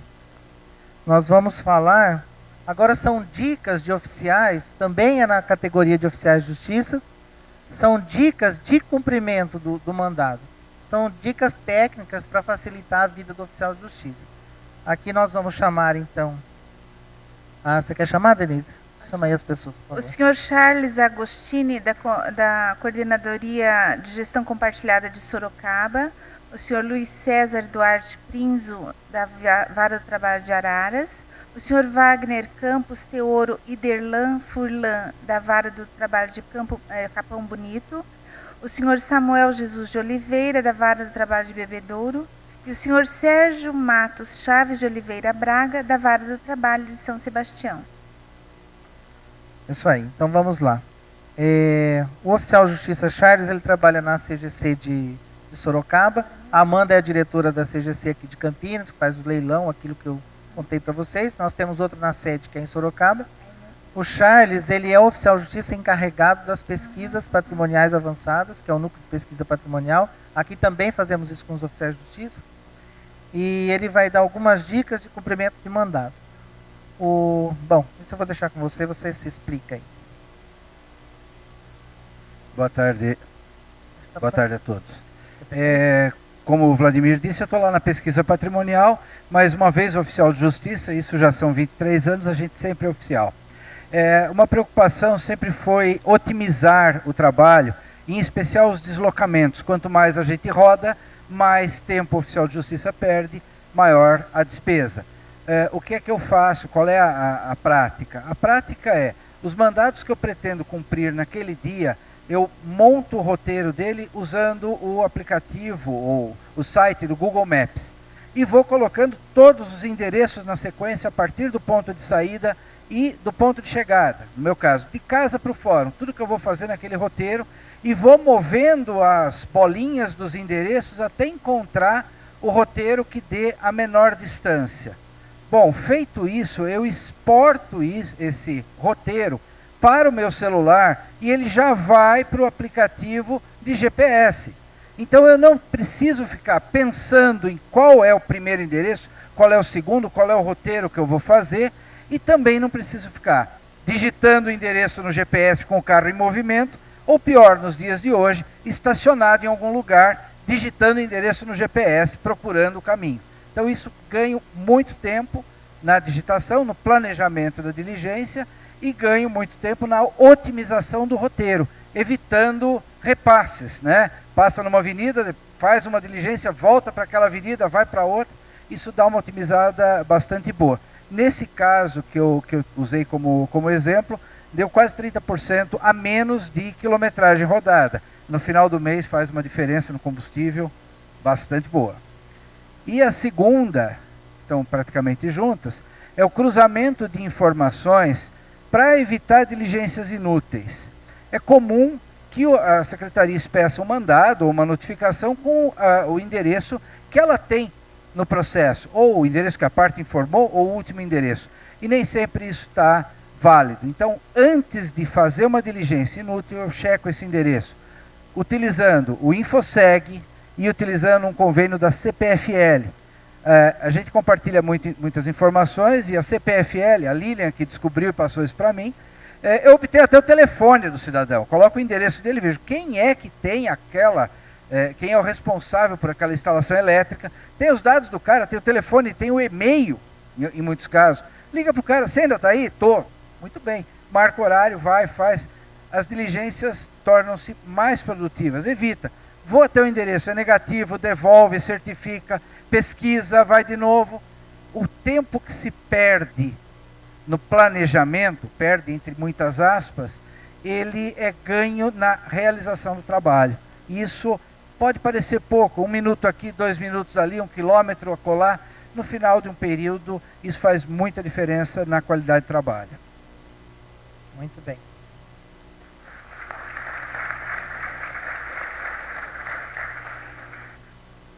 Vamos lá, agora nosso colega aqui de Araras vai uma prática polêmica. Vamos ver se ele nos convence aqui. Mas é uma boa prática de qualquer forma. Vamos lá. Boa tarde a todos. Outro carioca, hein? Puxa vida. Boa tarde a todos. Meu nome é Prenzo. Eu sou oficial de justiça há 12 anos na Vara do Trabalho de Araras. Agora eu vou ter uma árdua tarefa de ter um poder que eu não tenho, que é de síntese, né? Que é tipo dos cariocas. Os cariocas não têm esse poder, fala muito, né? Bom, é o seguinte, a minha prática, em suma, eu tiro foto da contrafé assinada. Eu não vou entrar na polêmica jurídica se existe ou não a necessidade de ter a contrafé, entendeu, devidamente assinada. Eu faço por uma questão de resguardo e de tranquilidade que tem ocorrido. Eu vou dar um exemplo também por que eu comecei a fazer isso. Porque se eu não fizer isso, eu tenho que ter uma agenda. A agenda ocupa volume e peso dentro da bolsa, né? E sabe como é que é? O oficial de justiça não tem paciência para isso, né? Não está acostumado a carregar peso. Ou o papelzinho, eu já perdi o papel e eu tive que voltar depois na empresa para saber o nome da pessoa, o destinatário do ato e o cargo, etc. Então o que eu faço? Eu pego, tiro foto. Na foto, depois que converte para o computador, em qualquer programa de foto, no campo propriedade, no subcampo detalhes, você tem a data, o horário e o minuto daquela diligência. Vou dar um exemplo. Diligência que eu vou e o sujeito recusa assinar. A gente tem fé pública, e lógico, né, não poderia deixar de ser. O que eu faço? Além da fé pública, eu tiro foto, eu coloco o nome da pessoa, o cargo, e tiro foto ali e entrego para ela. Para quê? Porque na foto já tem a data, o horário, o minuto, e às vezes o segundo da diligência. Pode acontecer o seguinte, já aconteceu, mas não deu problema. Eu faço uma notificação, uma intimação de testemunha, e a testemunha vai ter uma audiência daqui a 3 meses. Fiz hoje. É caminhoneiro, já me diz que não vai, porque está trabalhando, ele acha que trabalho não vai dispensar, e ele quer correr o risco de ser conduzido coercitivamente pela Polícia Militar, com a minha presença nada agradável, e mais a multa no salário mínimo. Bom, enfim, já diz isso. Eu, além de certificar, né, eu tiro a foto, porque ele não se recusou a exarar a ciente. O que pode acontecer, que já aconteceu na prática, faço a diligência hoje, dia 24. Aí eu só certifico na semana que vem, tá? E por um erro material, um equívoco, eu coloco uma outra data, amanhã, ou ontem, ou hoje mesmo, diferença de 1 a 2 horas. Aí ele não vem na audiência, e depois ele quer arrumar uma desculpa, dizendo que não houve aquela diligência, porque não tem a contrafé assinada, comprovando que naquela data, naquele horário, ele não estava lá, ele estava em Pernambuco, tem um ticket de pedágio, etc. Bom, se eu tenho a foto, eu posso entrar e falar, realmente houve um equívoco na hora da certificação, porque eu errei pela data, porque errar é humano, mas pela foto, eu pego o print, eu tenho a data. Nunca aconteceu, mas seguro morreu de velho. Eu, antes de ser advogado, antes de ser servidor há 12 anos, né? Eu fui advogado por 15, atuei na área criminal, né? E já vi de tudo, né? Na área trabalhista eu só atuava só pela empresa, mas eu era só advogado de réu, né? Então já vi de tudo, já vi de colegas advogados, que eu sei que é o mínimo que existe, né? É muito pouco, mas já vi até advogado questionar a certidão de oficial de justiça, dizendo que é nulo porque o oficial de justiça não leu o mandado e o cliente dele não tinha instrução, não entendia do que se tratava o ato. É claro que não deu em nada, né? Mas enfim, é dor de cabeça. Então eu faço por causa disso e com uma terceira via, porque a corregedoria dá essa possibilidade para o oficial de justiça. Aquele que quiser ter a contrafé, tem 2 possibilidades, que é aqui diz o provimento que ainda está em vigor. Ou você junta no processo digital, e aí você tem que digitalizar ela, converter em PDF e juntar. Ou você guarda fisicamente, até o prazo da ação rescisória, que é 2 anos depois do trânsito julgado.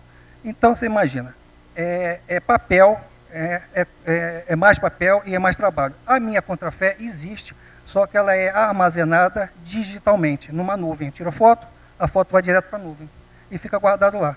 Eu só certifico no processo que eu cumpri a diligência, a pessoa exarou ciente e que depois foi fotografado e está arquivado em mídia pessoal. Se alguém questionar, eu tenho. É por isso. Então, a gente deixou essa prática aqui, que até para esclarecer, a orientação da corregedoria desde a última gestão não é necessária a contrafé. O que interessa é a certidão do oficial de justiça. O que ele disse está dito. Essa prática é mais uma prática de qualidade de vida, porque o oficial de justiça fica mais tranquilo tendo lá uma cópia dele. Agora, para ele guardar o documento, ele tem que guardar o documento que pode ser objeto de perícia um dia, então tem que ser o documento físico, com assinatura, se ele quer esse tipo de garantia. Esse documento que ele guarda, que é uma foto, não dá para ser periciado. Então, é um documento que pode ser um lembrete, se você errou, uma análise, mas isso não serve, né? É o que se pensava na corregedoria, até nem discutir isso com o Dr. Samuel mais, mas assim, é o que se pensava na última gestão. Ele não tem essa finalidade de comprovar o que o oficial quer comprovar. Pode ser um indício e tudo, mas não é um documento que dá para ser periciado, a assinatura lá. O que vale para o processo é a certidão do oficial de justiça dizendo que cumpriu a diligência. Mas polêmicas à parte, é essa prática aí, e para organizar o trabalho e para eventualmente consultar esse documento, eu acho que é uma prática válida e uma boa prática. Foi por isso que ela foi mantida aí na apresentação. Certo? Vamos para a próxima.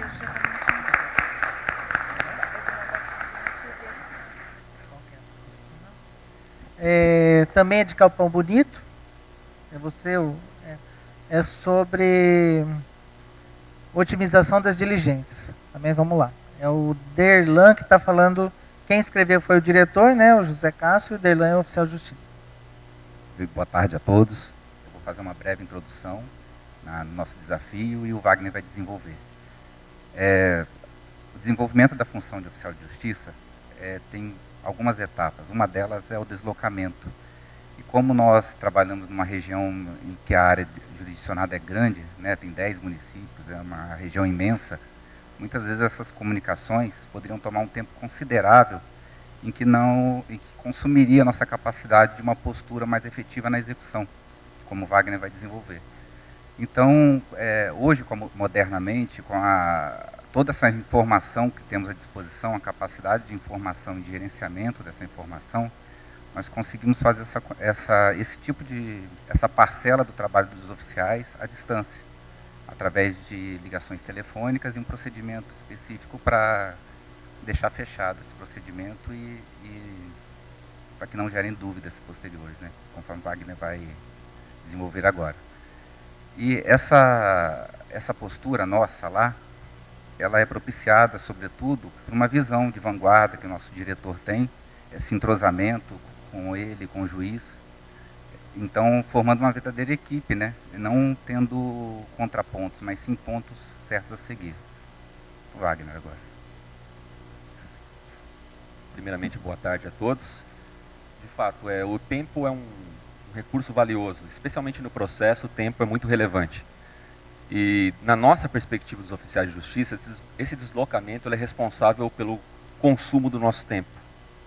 Então a prática ela se deu especialmente pela nossa característica de muitas vezes nos encontrarmos numa zona rural, que é predominantemente a nossa realidade lá, com uma ordem a ser cumprida de comunicação e um croquis, que é essa obra-prima, né, que muitos de nós já conhecem, que não nos serve de informações capazes de nos levar até o nosso destino.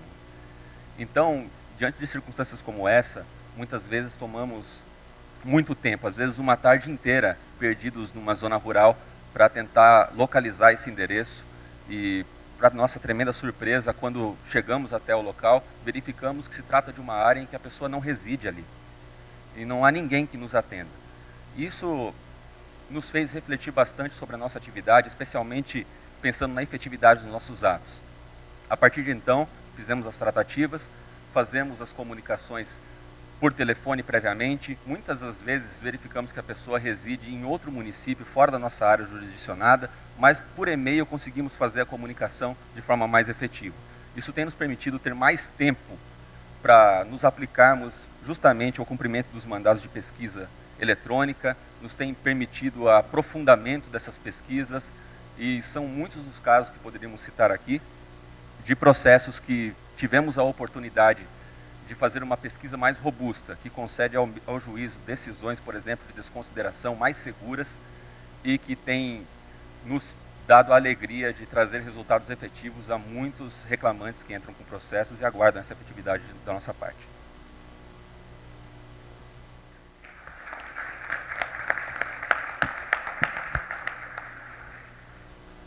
Samuel não apareceu, né?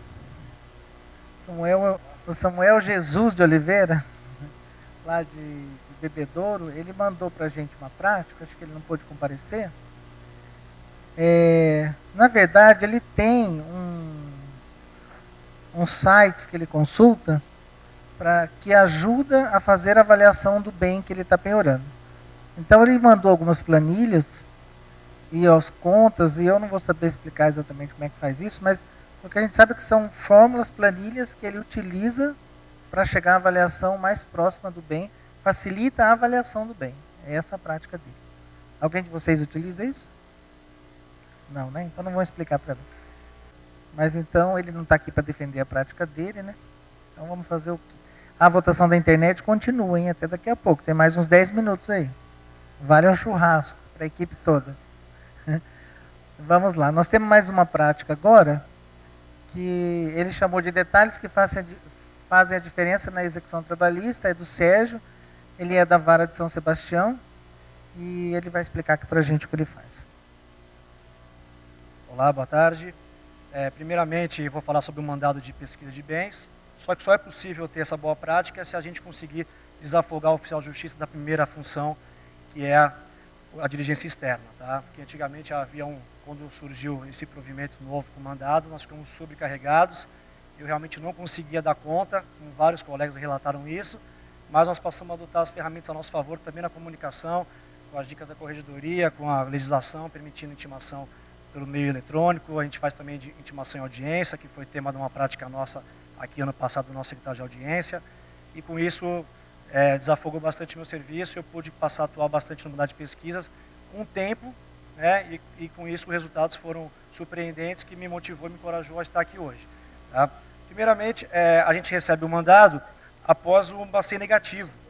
E antigamente, quando o Bacen foi surgido, né, era quase tudo positivo. Então, por que hoje não consegue mais?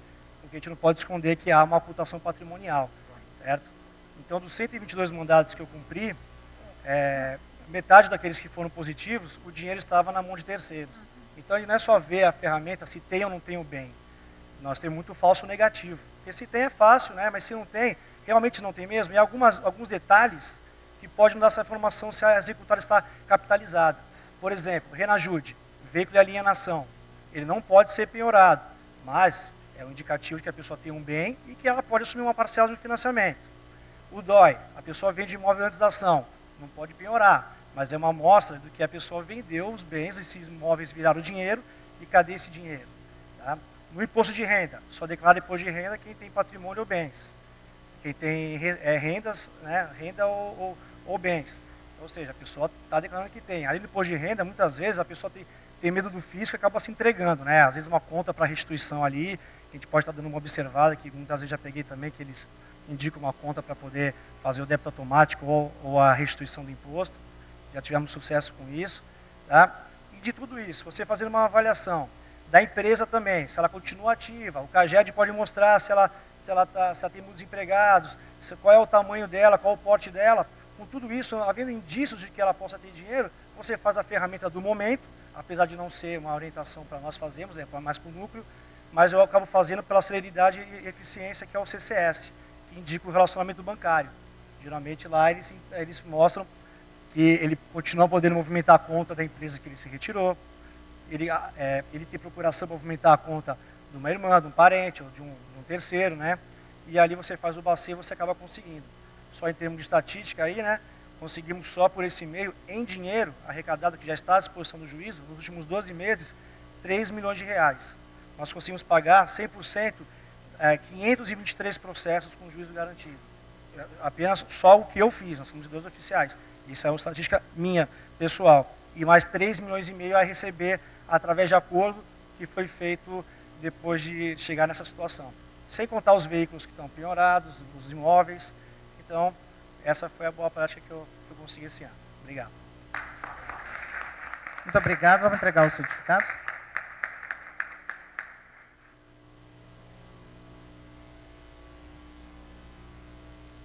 A Corregedoria agradece a participação.